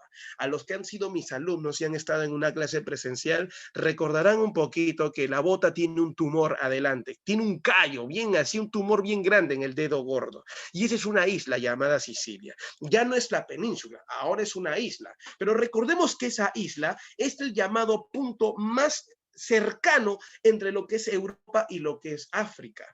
Y recuerda que ese punto que está frente a Sicilia es nada menos y nada más que Cartago, actualmente Túnez, donde era un pueblo de descendencia fenicia, que como si era un pueblo de descendencia fenicia, tenemos que recordar que era un pueblo dedicado ¿a qué? Dedicado principalmente al comercio. En ese sentido, los romanos inicialmente solamente buscaban su expansión y crecimiento en base a una necesidad. ¿Cuál era esa necesidad? Entonces, esa necesidad terminaría siendo dominar espacios territoriales. Pero ahora que la oportunidad de sus vidas está en crecer y llegar a expandirse por el mar y cruzar hacia otro continente, no lo van a desaprovechar, porque ahora la plebe también se ha sumado a la guerra. ¿Sabías tú que en Roma el Estado no te daba los armamentos, no te daba el escudo, la lanza, señores? No. ¿Quién entonces, profe, financiaba la guerra? Cada uno de ellos. Repito una vez más, el llamado hombre del pueblo, en este caso hablemos del plebeyo, él mismo financiaba su guerra, él mismo compraba su armamento y con eso se iba a la guerra. Era lógico que los nobles poseían mayores privilegios como el caballo, sus escudos, lanzas de mejor metal. Por ese motivo a ellos se les llamaba caballeros. Ellos eran los dirigentes, los líderes de la guerra, mientras que el pueblo, señores, se turnaba. Mientras que un grupo se dedicaba a cultivar para no desabastecer al pueblo de alimentos, el otro grupo se iba a la guerra. Pero cuando el otro grupo ya terminaba, pues en sí, como quien dice, su campaña, y el otro ya terminó de cultivar en sí, el otro se iba a cultivar su tierra, mientras que el otro que estaba cultivando ahora va a guerrear. Si ustedes se han dado cuenta, si había una razón para el éxito del ejército romano, es que se turnaban y no se cansaban. A ver, ver, toda la población de arranque no se iba a la guerra, es que llevaban a una parte mientras que otro producía. Terminaba la guerra para uno, o perdón, terminaba de producir, entonces el otro se iba a la guerra y el otro venía a seguir trabajando. Entonces la actividad romana continuaba, había comida, había un fuerte abastecimiento de productos para toda la sociedad y también había un acompañamiento en el caso de guerra. Es así como se desarrollaron las guerras púnicas, en un momento en realidad un poco complicado, tanto para Cartago como también para los romanos. Pero la población, el número mayor y la preparación lo tenían pues en realidad los romanos, quienes se enfrentaron a un pueblo de origen fenicio. Se le llama púnicas no es porque la guerra se haya desarrollado en el territorio peruano en Puno, no, sino que la palabra pues en sí púnicas hace referencia al origen que tienen justamente los cartagineses. Cartago tiene un origen fenicio, pero fenicio en griego se escribe con P y H, ¿correcto? Ponice, decía así. Pero en el latín romano, que es el idioma oficial que hablan los latinos originarios de Roma, muy bien, la P y la H no suena como una F. Por ejemplo, yo escribo Sofía en griego y se escribe Sopía, ¿cierto? En cambio acá no, la P y la H sí suena como una P. Pero la C no suena como C, suena como Q. Y es por eso que los romanos, si decían fonice, correcto, los griegos, ellos decían ponique. Y de ahí decían, es la guerra contra los poniques, guerras púnicas, que se desarrolló del siglo III al siglo II, en años sería del 264 al 146 antes de Cristo. Se enfrentó a Roma, correcto, enfrentaron Roma y Cartago. ¿Por qué se enfrentaron ambos pueblos? Por el control del mar Mediterráneo, pero también por el control de Sicilia. ¿En cuántas etapas se desarrolló esta guerra? En 3 etapas. En la primera guerra, por ejemplo, los cartagineses tenían una superioridad naval. Las mejores embarcaciones, conocidas con el nombre pues en sí del alquirreme, que algunos llaman porque tenía 3 pisos, lo llamaban trireme. Repito una vez más, trireme. Esa era la manera, correcto, la forma de cómo iniciaron su guerra, que inicialmente lo iba ganando pues en realidad Cartago, pero los romanos al tener una gran población, al tener una gran cantidad pues de personas que puedan pues en sí, ¿qué cosa muchachos? Justamente dominar, dice la historia que estos hombres, repito para todos ustedes, señores, también imitaron a esas embarcaciones y mandaron a construir esas mismas embarcaciones con el cual se enfrentaron a los cartagineses y como eran más, correcto, terminaron derrotando a los cartagineses en el combate de Egates. Tras la primera guerra, señores, se firmó un tratado de paz, correcto, con el cual los cartagineses reconocían su derrota y perdían influencia en el mar Mediterráneo, no te olvides, en la zona occidental, con el cual los romanos prohibieron y cerraron el acceso de Cartago al territorio europeo. Claro está, principalmente en la península itálica, pero no en la península ibérica, que es España.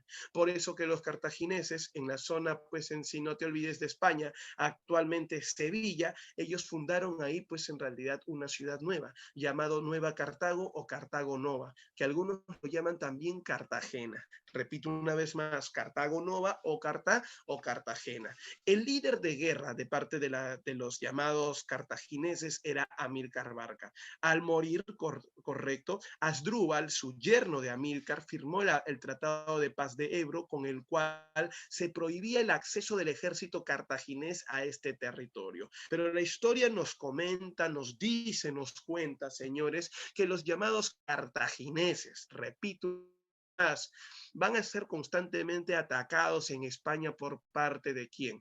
Por parte de los romanos. De esta manera, los cartagineses, perdón, ya dirigidos por el hijo de Amílcar Barca, llamado Aníbal Barca, formaría pues un gran ejército de mercenarios. Tú te preguntarás qué son mercenarios. La respuesta es bien simple. Son soldados que pelean por plata. Contrató soldados de Esparta, de Atenas, de Tebas, de Macedonia, de Mesopotamia, de Egipto, etcétera. Se trajo una gran cantidad de soldados, aproximadamente 1 millón, y desde Persia trajo pues en realidad a jinetes, valga la redundancia, con sus caballos. De esta manera unos 250,000 jinetes llegaron. Dice, también se trajo elefantes y algunos animales con los cuales se enfrentó a la guerra. Dicen, su ruta no fue la ruta pues cercana, ¿no? De cruzar pues en sí, ¿de dónde? De cruzar pues en realidad desde qué parte. Por ejemplo, su ruta no fue pues en sí, ya no fue pues en realidad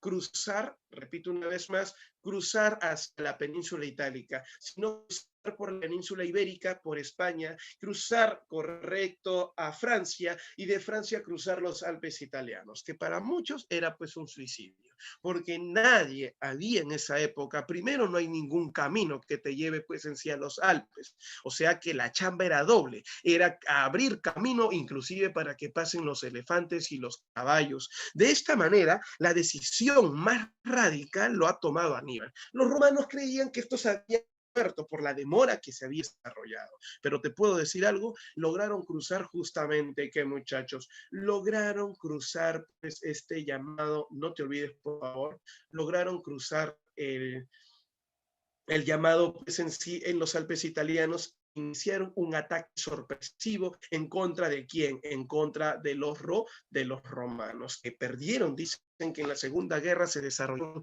7 conflictos, de los cuales 6 fueron triunfos de Cartago, quien ya podríamos decir ha ganado por goleada, pero hay un detalle, tú no ganas hasta que toque pues el pitazo final. Y hay un detalle, si bien es cierto, Cartago derrotó a Roma en una de las batallas más sangrientas, que fue la batalla de Cannas, correcto, gracias al uso de los elefantes, etcétera. Cartago cometió un error. Cuando estaba a kilómetros de, así cerquita, 3 kilómetros, por no decir de Roma, la capital para tomar Roma, cometieron un error, retroceder y esperar a que aquellos pueblos, correcto, que habían sido enemigos de Roma y que habían sido conquistados por Roma en la península itálica, se unieran a ellos para juntos derrotar a Roma. ¿Te puedo decir algo? Esos pueblos ya no eran enemigos, ya se habían vuelto pues pueblos en realidad que apoyaban a Roma y en ningún momento llegó esa ayuda. Mientras tanto, en Roma llegaba al poder pues en sí un personaje llamado Escipión el Africano, quien había tenido grandes campañas militares en África y que ahora, señores, cruzaría el mar Mediterráneo y llegaría a la pampa de Samma en Cartago. ¿En dónde, profe? En el actual.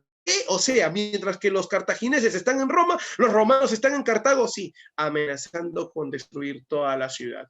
En ese sentido, Aníbal Barca pisó el palito, porque en vez de tomar Roma, él salió con sus embarcaciones, donde justamente también les prepararon una emboscada y murieron muchos soldados, y de esta manera cruza hasta su territorio, hasta su país, donde simplemente llega a tener una conversación con el mismo Escipión africano. Aníbal conversaría con Escipión, no llegan a ningún acuerdo y al día siguiente se enfrentan pampa de Samma.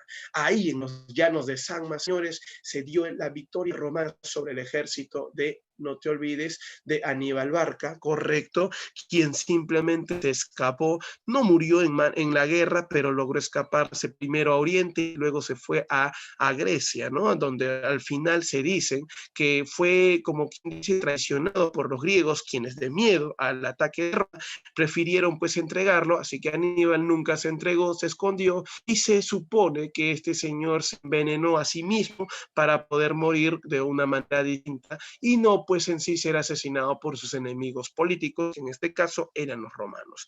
La Segunda Guerra ha culminado con el triunfo ya de Roma. Los romanos controlan pues en sí inclusive Cartago. Pero ¿qué ha terminado pasando, señores? Que hay un político llamado pues Catón, correcto, que era un censor que había viajado hasta Cartago para poder en sí realizar un censo.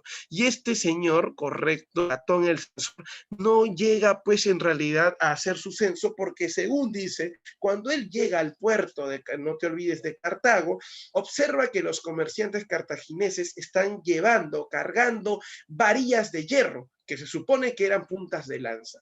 Él miró eso y pensó que los cartagineses se están preparando para una gran rebelión. En ese sentido, ¿cuál ha sido la respuesta de parte de Roma? Bueno, él viajó hasta Roma y ante el Senado dijo la frase, id a Cartago, Cartago debe ser destruida, quemada, no pueden existir porque representan un peligro para la estabilidad de Roma. Y ahí, señores, pues el Senado da la orden de nombrar pues al sobrino de Escipión, a un Escipiono, eso familiar de la familia Escipiona, al señor llamado Escipión el Emiliano. ¿Y para qué nombraron a Escipión el Emiliano? Lo nombraron principalmente para que este señor, repito una vez más, para que este señor llamado, repito para todos ustedes, Escipión el Emiliano, pueda principalmente, pueda pues destruir Cartago. Y bueno, al final lo destruyó Cartago. Profesor, la guerra ha culminado con la Tercera Guerra, sí, dice, hay un secreto que si no sabían, que mientras se daba la destrucción de Cartago, correcto, dirigido por Escipión el Emiliano, no te olvides, enviado por Catón el Censor y el Senado, también Roma estaba invadiendo. En esta misma etapa, durante la Tercera Guerra, en el siglo II a.C., Roma invadía a Esparta y invadía a Atenas. Una anécdota que siempre pregunto, profe, cuando invadió Esparta y Atenas, ¿qué terminó pasando? Dicen que ellos preguntaban, tú, espartano, ¿qué sabes hacer? Yo sé pelear, señor. Tú, ateniense, ¿qué sabes hacer? Yo sé literatura, yo sé historia, yo sé tal.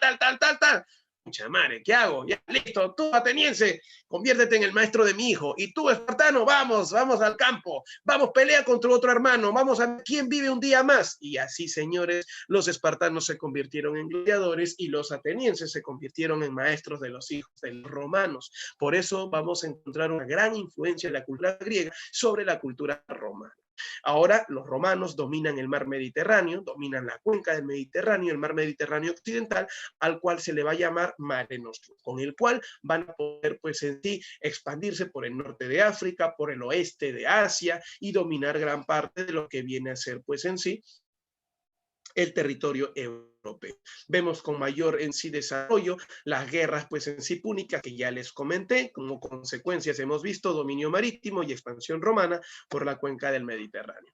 Ahora, ¿qué consecuencias trajo estas grandes conquistas? Es obvio que en lo económico, ¿qué cosa va a traer? Botines de guerra, más esclavos, hombres derrotados, humillados, a los cuales los van a esclavizar y principalmente nuevos territorios. Pero hay un problema, ¿qué fue con el Senado? La institución encargada de la República Romana va a provocar una crisis en Roma, debido a la dificultad del Senado para poder controlar primero. El Senado no puede controlar este tremendo territorio que Roma ahora está dominando. Y segundo, que los llamados senadores empezaron a hacer, en este caso, corrupción sobre los territorios conquistados, inclusive promoviendo que todas las tierras conquistadas, dominadas, estén en manos de quién, estén en manos del Estado. Entonces, un ratito, profe, o sea, todo lo que han conseguido van a pasar a manos del Estado, efectivamente, hasta ahí todo va acá, pero hay un problema. ¿Quién es el Estado? El Estado es el Senado. Y el Senado solo está conformado por ¿quién? Solo está conformado por patricios. Entonces, ¿qué es lo que va a terminar pasando? Pucha madre, como dicen algunos, pucha madre. Pregunta, señores, ¿qué pasa? Y es que el Senado está conformado por patricios. Entonces, profe, ¿todas las tierras al final pasaron a manos de los patricios? Sí. Y tú te acuerdas que te dije que los plebeyos fueron a la guerra invirtiendo ellos mismos en la guerra para poder ganar un espacio territorial que ahora no le den absolutamente nada.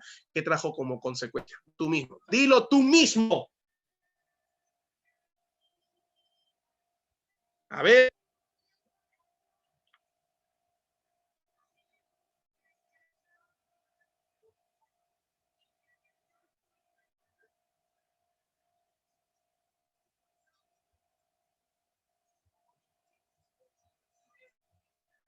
¿Alguien por ahí? ¿Nadie?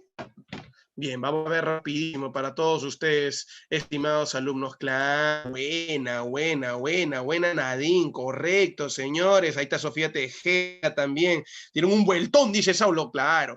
Y ahí nadie me dice, no, profe, la plebe se siente traicionada y va a provocar una crisis, dice Marcelo Miranda, igual que Daniel, que dice, se tienen que revelar, profe, no hay de otra. Y Marquito Yikawa llega pues a una respuesta inconcreta. Y esa respuesta concreta es una crisis económica que va a provocar una guerra civil. Provocaron una crisis social motivada por la creación de grandes latifundios trabajados por esclavos, arruinaron a los pequeños propietarios. El aumento de las desigualdades sociales que en el siglo I a.C. provocaron revueltas y guerras civiles. Hay que recordar que ellos se van a pelear por el llamado ager publicus. ¿Qué es el ager publicus? Las tierras del Estado. Todas las tierras conquistadas ahora pasaron a manos de quién, muchachos? Pasaron pues en realidad a manos de no te olvides, a manos pues en sí de los llamados romanos. Muy bien, patricios. Bien, entonces, señores, lo que debió ser una especie de fiesta, gracias al éxito en la llamada guerra, ¿Qué terminó siendo, señores? Terminó siendo, pues, en realidad una etapa de crisis. Y la crisis de la República se desarrolla entre el siglo II y 1 antes de Cristo. ¿Por qué se vive la crisis de la República? Por las nuevas conquistas que permitieron la concentración de tierras en favor de los patricios, quienes decían que todo esto era las tierras del Estado, al cual lo llaman ager publicus. Pero como el Estado es el Senado y el Senado son los patricios, no les gusta eso, pues, a los campesinos, quienes van a vivir en una ruina, la ruina de los campesinos por el abandono de sus campos. Y así, señores, se polariza la sociedad romana. Cuando hablamos de la polarización de la sociedad romana, hablamos de que por un lado van a estar los ricos y por el otro van a estar los pobres. Ricos y pobres se enfrentan, señores, y así, señores, vamos a ver que inicialmente el enfrentamiento fue de carácter, ¿qué? De carácter político, no a través de leyes, como por ejemplo la reforma de los hermanos Graco. A ver, todos. ¿La reforma de quién? De los hermanos Graco. Cuando hablamos acerca de la reforma de los hermanos Graco, hacemos referencia principalmente, pues en sí, señores, ¿a qué, muchachos? A una serie de leyes que van a crear estos representantes de la plebe. Los hermanos Graco eran tribunos de la plebe, que buscaban el beneficio justamente de esta clase.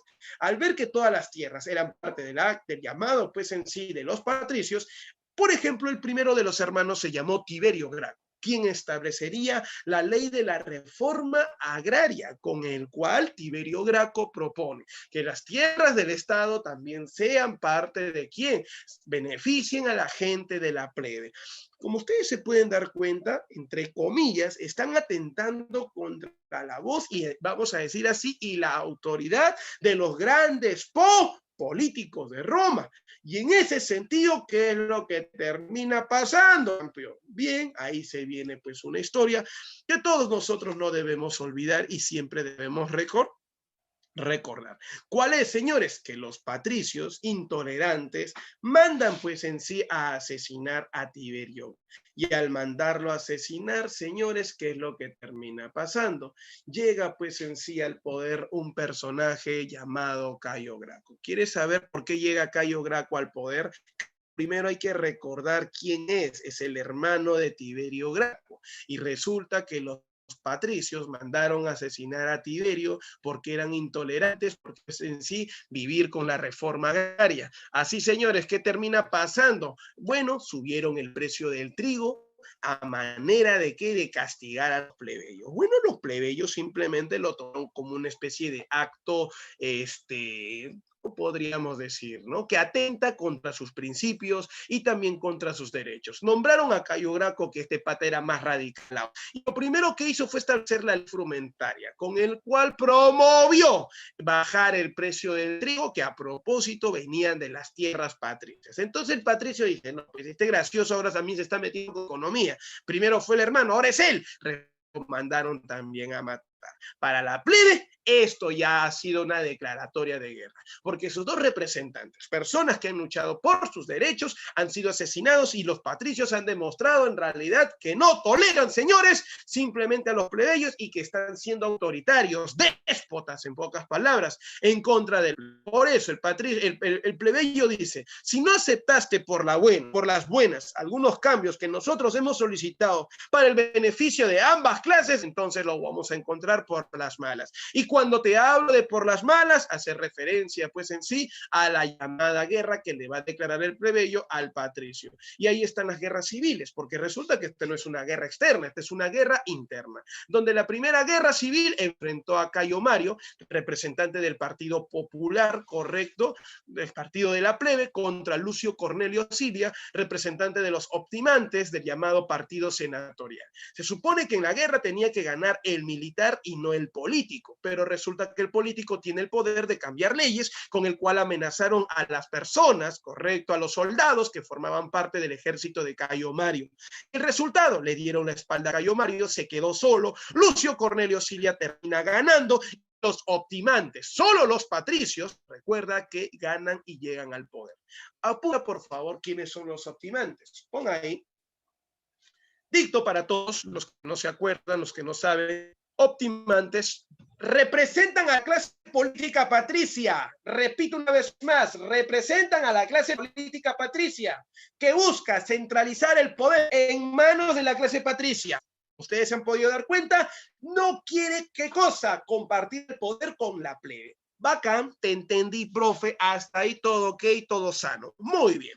Entonces, pregunta, señores, es la clase que representa a quién, muchachos, a la clase política patricia, con el cual, señores, se establece, pues, en realidad, la dictadura de Lucio Cornelio Cilia, llamada también dictadura corneliana desde en el año 78, antes de quién, antes de Cristo. Bien, señores, para todos ustedes, mis futuros cachimbos. Sí, tú, la dictadura corneliana, si bien es cierto, está estable, como quien dice, está buscando mejorar los asuntos políticos de Roma durante esta etapa de crisis. Lo que no pudo hacer es evitar que los esclavos escaparan, porque para aquellos que repasan, porque para aquellos que estudian, recordarán que mientras patricios y plebeyos se pelean, los esclavos dicen, pues, esta es mi oportunidad para escapar, mi Fran se escapa.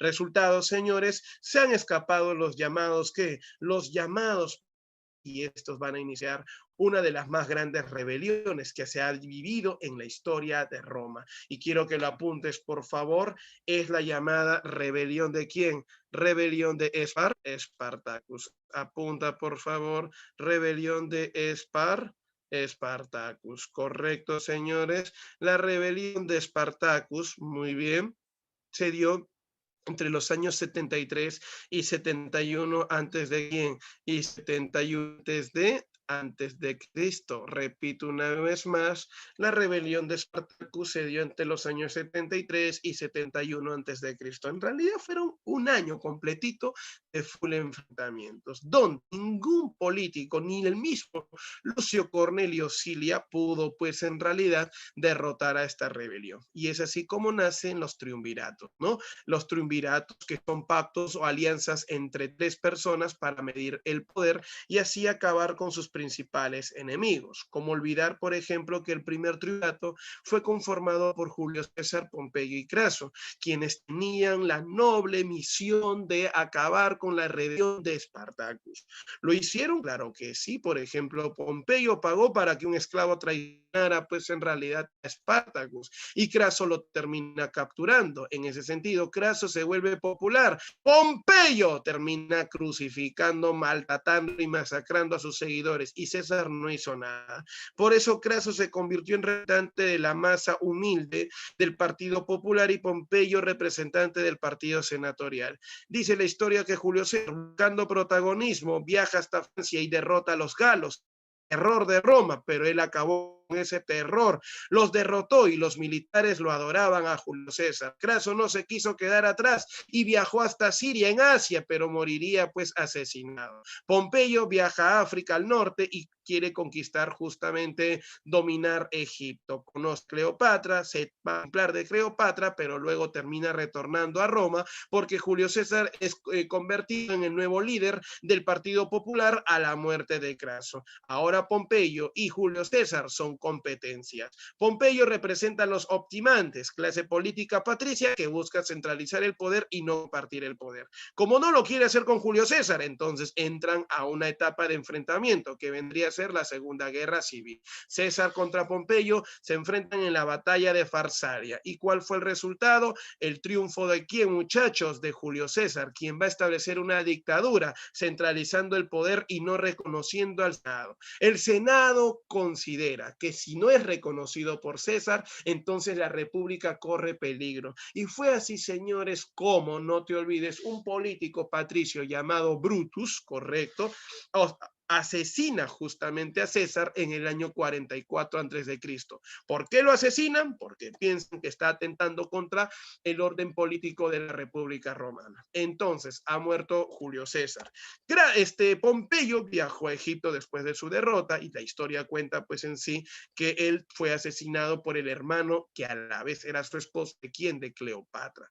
En ese sentido, al morir, César viajó inclusive a Egipto antes de morir, lógicamente, y bueno, conoce a Cleopatra, Cleopatra conquista Egipto, Cleopatra le da un hijo, bueno, en este caso se van a encamar, vamos a decir de esta manera, tienen una noche de pasión, pero Julio César no la quiere reconocer porque simplemente ella era una mujer de costumbres distintas, no era una persona de su clase y mucho menos de sus costumbres. Así, señores, César retorna pues en sí a Roma, establece una política antisenatorial y simplemente es asesinado. Ahora la pregunta es, ¿quién es en sí qué va a pasar en Roma? Ante la crisis política, ante la muerte pues en sí de quién, del señor llamado Julio César, ya no está ni Pompeyo, no está ni Craso, ni Julio César, era necesario nombrar a un segundo triunvirato, que fue conformado por Marco Antonio, Octavio y Lépido. Ellos tienen la trascendental misión de acabar y capturar y matar a los asesinos o al asesino de Julio César. Lo hicieron, recuerda pues en sí, recuerda que ellos lo hicieron. No te olvides que derrotaron pues a Brutus y de esta manera lo mataron. Ahora, señores, para todos ustedes, Lépido renuncia al cargo de qué, muchachos, de formar parte del triunvirato y se convierte en sacerdote, quedando en el poder Marco Antonio y Octavio. Marco Antonio, que al igual que Octavio eran sobrinos de Julio César, uno representaba, Marco Antonio, al Partido Popular, al Partido Plebeyo, y Octavio al Partido Senatorial de los optimantes. Como ninguno quiere pues aceptar perder poder, se inicia la Tercera Guerra Civil entre Marco Antonio, quien a propósito viajó a Egipto y se enamoró él sí de Cleopatra, y Cleopatra le propone unir Roma ¿con quién? Con Egipto, y se va a enfrentar a Octavio, quien tenía el apoyo del Senado. El Senado, en el año 31 a.C., durante la batalla de Accio, inició una política, vamos a decir de esta manera, de, ¿cómo te puedo decir? De difamación en contra de quién, de Cleopatra. Como se han enterado, Cleopatra tenía una relación con su hermano, consideran que era una mujer impúdica, una mujer inmoral, y que era necesario que esta mujer no llegue pues a dominar justamente este territorio. Y es por ese motivo que, claro, como Ruth había llamado, pues gracias Ruth, gracias Marquito, gracias Saulo, muy bien, quiero comentarles a todos ustedes, pues en realidad, que como se está viviendo pues en sí esta etapa, bueno, hicieron una imagen negativa de Cleopatra, diciendo pues en realidad que era una adicta al sexo, que tenía pues en sí relaciones sexuales con sus esclavos. Wow, o sea, se hizo una imagen, señores, que simplemente, amigos, a todos ustedes, no se olviden, por favor, quiero contarles pues a todos ustedes que terminó, qué cosa, muchachos, que terminó siendo perjudicial para Marco Antonio. ¿Por qué? Porque lógicamente la gente, el pueblo que apoyaba a Marco Antonio le terminó dando la espalda, porque justamente Cleopatra era pues lo negativo en su vida. Y así Octavio en la batalla de Actium o Accio en el año 31 a.C. lo termina derrotando, convirtiéndose en la máxima autoridad de Roma. Y sabías que al ganar él pues en sí, 2 años después, convence al Senado de brindarle seguridad a cambio, repito una vez más, le va a dar seguridad a cambio de que lo reconozca como gran imagen pues en sí de Roma y máxima autoridad. Sí, Sofía, claro, le hicieron una imagen falsa a ella. Y vamos a ver que el Senado tiene esa costumbre, porque también lo va a hacer más adelante contra Calígula, ¿no? Pero claro, Calígula también lo está tentando pues ahí, ¿no? A ver, Saulo me decía, profe, derrotó a Virsin, ¿correcto? Gentorix, sí, efectivamente. Cuando Saulo te habla de Vercingetorix, correcto, él era el general de los galos, que ha sido justamente derrotado por quién, por Julio César en las guerras galas, ¿no? Hay que recordar que los galos eran pues un pueblo que acostumbraba a invadir Roma, pero no sé, algo particular, no se quedaban en Roma, se iban a su propio territorio, pero estos pues maltrataban a los romanos, entraban y salían como Pedro en su casa. Muy bien, espero que haya servido de algo esta intervención, Saulo, para ti, para poder ayudarte un poquito y a todos los demás chicos que siempre aportan con la clase. Bien, señores, finalmente hay que mencionar que Octavio ahora va a concentrar diversos títulos. Por ejemplo, se hace llamar Augusto, con el cual la palabra Augusto tiene un significado, el cual es consagrado a lo divino, ¿no? Él se hace llamar César, que es un título que hace referencia a emperador. Por ese motivo, el emperador divino, una especie de gobernador Dios. Príncipe, que significa primer ciudad, ciudadano de Roma. La primera y gran persona de Roma. Imperator es el título que le dan justamente para convertirse en jefe de los ejércitos, y de ahí nace pues el nombre de imperio. Sumo pontífice, máxima autoridad religiosa de Roma, y tribuno vitalicio, la gran y única autoridad de la plebe. Así que la plebe ya no va a nombrar a otro tribuno de la plebe. Ahora, te voy a comentar que el Senado reconoció estos títulos justamente aquí a Octavio con una condición: que lo mantenga en el poder y que garantice la paz en Roma. Por eso se habla de que en el gobierno de Augusto se vive la paz o pax romana. Octavio dejó de ser Octavio y en el Imperio Romano pasó a ser César Augusto, quien se convierte en el primer emperador, y así inicia una etapa llamado el Alto Imperio. De esta manera, señores, hemos culminado con el tema de la República Romana. Mi pregunta es, ¿hasta acá me dejé entender, muchachos? Todos, pregunta para todos ustedes, ¿me dejó entender en sí? Listo, señores, gracias Nadine, gracias Sofía, Marquito Yikawa, Ruth Cusihuamán, el gran Danielito y la gran Brisa Valeriano, como siempre, aportando en la clase, y ni hablar de Saulo, a quien quiero mencionarlo por sus grandes intervenciones el día de hoy, Marquito Yikawa, ni hablar como siempre también. Y listo, ya al toque, vamos a empezar con las preguntas y las claves, ¿no? Saulo ya está mandando las claves, dice ya la 1, profe, la B, ¿qué dicen ustedes? A ver, rapidísimo, ya toca, es el momento de poner en práctica todo lo desarrollado en clase y veamos a ver si eso es verdad, correcto, para que vayan a almorzar. Dice, la monarquía romana es el periodo caracterizado por ser la etapa inicial que establece las bases políticas, religiosas y sociales del creciente pueblo romano. Partiendo de la siguiente premisa, ordena cronológicamente los siguientes acontecimientos relacionados con la monarquía. Muy bien, primero sería la creación del Senado, ¿no? Luego sería, muchachos, la destrucción de Alba Longa, 2, 3. Luego de las 2 y 3, ¿qué cosa sería? La construcción del Foro Romano y finalmente el establecimiento de las clases sociales. Entonces sería 2, 3, 1, 4, ¿correcto? Besito. Vamos con la siguiente. La 2 dice, las guerras de expansión romanos provocaron un boom de distribución de tierras y el aumento del ager publicus a favor de los patricios. Además, los continuos conflictos empobrecieron los campos y las condiciones de los campesinos, causándose una polarización en crecimiento entre los sectores de la sociedad romana. Como consecuencia a este creciente problema, ¿qué se terminó dando? También está facilito la pregunta. ¿Cuál sería la clave, muchachos? Correcto. A ver, ¿qué me dicen por ahí? ¿Qué me habían dicho por ahí mis alumnos? Ah, muy bien. Marquito Yikawa dice que es la B, Saulo duda y dice que es la D, y Sofía Tejada dice que es la D, pero te dice a ti, causándose una polarización en crecimiento entre los sectores de la sociedad romana, y como consecuencia de este creciente problema, ¿qué pasó? Ahora sí, muy bien Brisa, Ruth, Daniel y principalmente Marquito, cuando dicen que es el estallido. O sea, ¿qué cosa provocó ese el estallido? Sabemos, acá hay desaparición de la igualdad entre plebeyos y plebeyos, sabemos eso, ese es el motivo, pero ¿qué trajo como consecuencia? No fue el estallido de la guerra civil. Muy bien, señores. Vamos con la pregunta número 3. Ahora sí, buena Daniela, buena Brisa, Ruth. Señores, se conoce, dice, a ver, se conoce con el nombre de guerras púnicas a los 3 conflictos armados que enfrentaron en los años 164 y 106 a.C. a las 2 principales potencias del Mediterráneo occidental de la época, Roma-Cartago. Una de las consecuencias de este conflicto, ¿cuál ha sido? A ver, ¿quiénes me dicen la clave? A ver.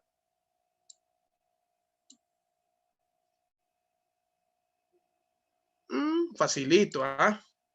Claro, buena Sofía, buena Saulo. Ahora sí, Marquito, la conversión de Roma en la máxima potencia del Mediterráneo. Bien, besito. 4, todos, de nuevo.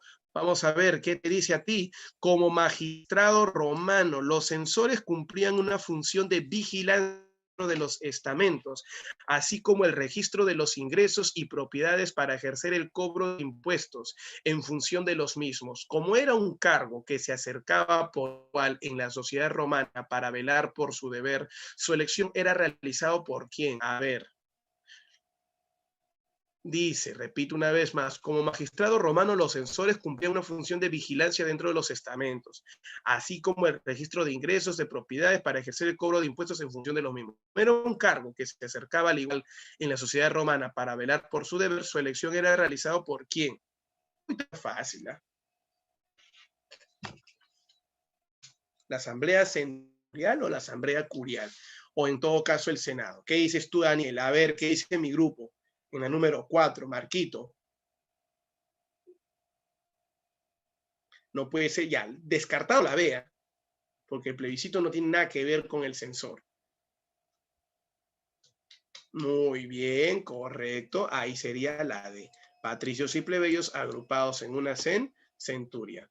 5. La imagen. ¿Qué te dice? A ver, al toque. La imagen, correcto. Vamos a ver acá. La imagen imponente de Augusto, representado con la mano con dirección hacia el progreso y la postura de un alto magistrado por encima del Senado romano y máximo representante de la plebe como tribuno vitalicio, nos puede llevar a inferir que en lo político su mandato fue para la antigua Roma. ¿Qué cosa? ¿Cuál sería? Habla.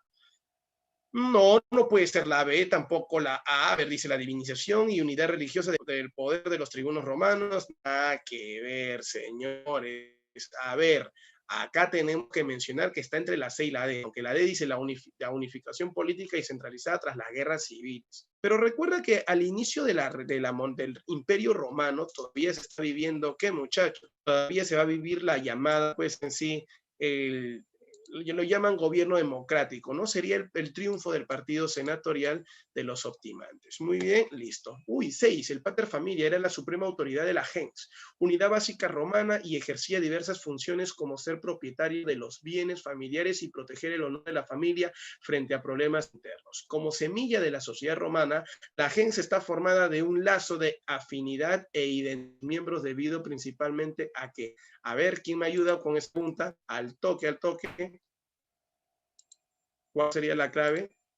Muy bien, señores. Listo. Ajá, ahí sería tener un pasado mítico común que da estatus a los miembros, pues en sí, ¿no?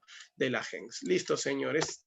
Vamos con la número 7. Vamos rapidísimo. La pregunta dice, marca la clave que contenga solo enunciados correctos con relación a la dinastía etrusca. A ver, si marcamos esa pregunta, nosotros tenemos que recordar algo, ¿no? Repito una vez más. ¿A qué cosa vamos a recordar? Dice, Tarquino Prisco construye el foro romano, la cloaca máxima, el coliseo romano, todo estaba bien, pero el coliseo es de la época imperial. Servio Tulio establece el servicio militar, además de organizar las asambleas también. Tarquino el Soberbio construye el puerto de Ostia, no, Tarquino el Soberbio no construye nada. La violación de la patricia Lucrecia, utilizado por los latinos para sacar del poder a los etruscos, principalmente Tarquino el Soberbio, y lograr retomar el poder verdadero. Entonces los únicos verdaderos, correcto, son la 2 y la 4. Si hay casita, muy bien, señores, ahí está. Buena, buena, ahí está Marquito y Sofía Tejada. La 8 y la 9, a ver, ¿qué me dicen ustedes? Rapidísimo. Al toque, al toque, al toque, señores. Vamos, vamos, al toque, una cosa rápida y violenta. Marca la clave en la 8 que tenga o contenga solo enunciados correctos con relación a la crisis de la República Romana del siglo II al I antes de Cristo.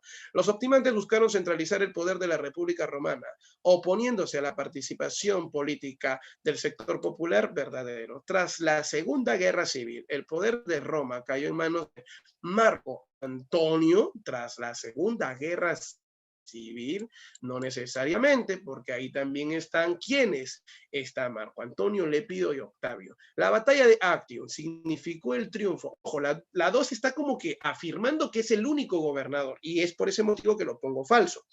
La 3, la batalla de Actium, significó el triunfo del partido senatorial y el posterior establecimiento del Imperio Romano verdadero.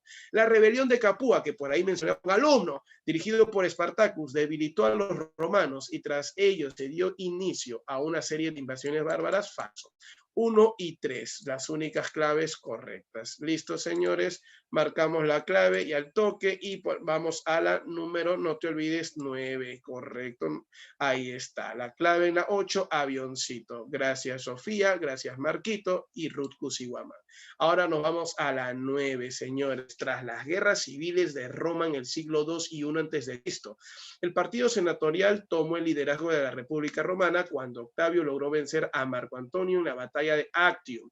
A partir del siguiente enunciado establece el enlace correcto entre las dos columnas. Saulo dice que es la B. A ver, rapidísimo, y Marco también. A ver, y Saulo, Marcelo y Marco. A Ruth también, creo que es esa entonces.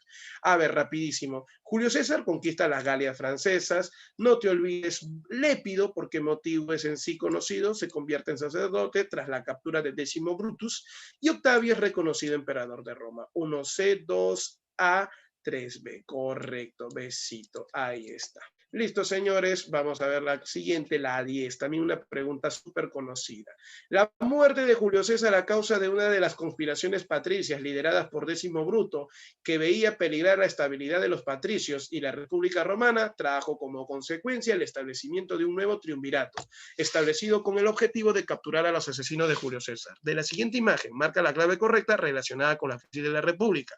Marco Emilio Lépido, Marco Antonio y Octavio Augusto, justamente es en referencia que son los encargados del segundo triunvirato. Después de haber pensado medio segundo, ya llegaron a la respuesta. ¿Cuál es la respuesta? Besito, todos, muy bien. 5 más y nos vamos. Ahí está. Preguntas ya para relajarnos, como la 11 participó en el segundo triunvirato y tras la captura de Décimo Junio Bruto renunció a su cargo y se volvió sacerdote. Estamos hablando de Lépido. Clase social romana encargada del manejo del Senado, solo las personas fundadoras de Roma, los patricios. Avión. Tras la última guerra civil, fue el ganador y el primer emperador de Roma. ¿De quién estamos hablando? De Octavio. Besito. Y vamos, señores, con las dos últimas preguntas para todos ustedes. Rapidísimo. Y nos vamos ya a almorzar, señores. Listo, al toque. La 14 fue derrotado en la batalla de Farsalia y asesinado en Egipto. Acuérdate, por querer atrasar pues en sí a Ptolomeo. Pompeyo, buena. Ley romana que permitió el matrimonio cual homosexual. Oye, deja de hablar de ese matrimonio que tanto esperas tú. Señores, ¿de quiénes estamos hablando? De la ley Canu, Canuleia, buena Saulo, listo, Ruth, correcto, ahí está mi mancha, siempre respondiendo de forma correcta. De esta manera, yo te envío mi corazoncito y nos estamos viendo la próxima semana. Paz y amor para todos ustedes. Que el tío Ed se despide. Nos vemos la próxima semana, muchachos, a la misma hora, por el mismo canal. Ya sabes, somos la Academia Mega. Un fuerte abrazo a todos ustedes. Como diría el tío Ed, gracias totales. Cuídense, muchachos. Gracias a todos. Chau, chau. Ahora sí. Listo, señores. Gracias. Claro, Daniel Subo Mega. Gracias, hija. Nos vemos.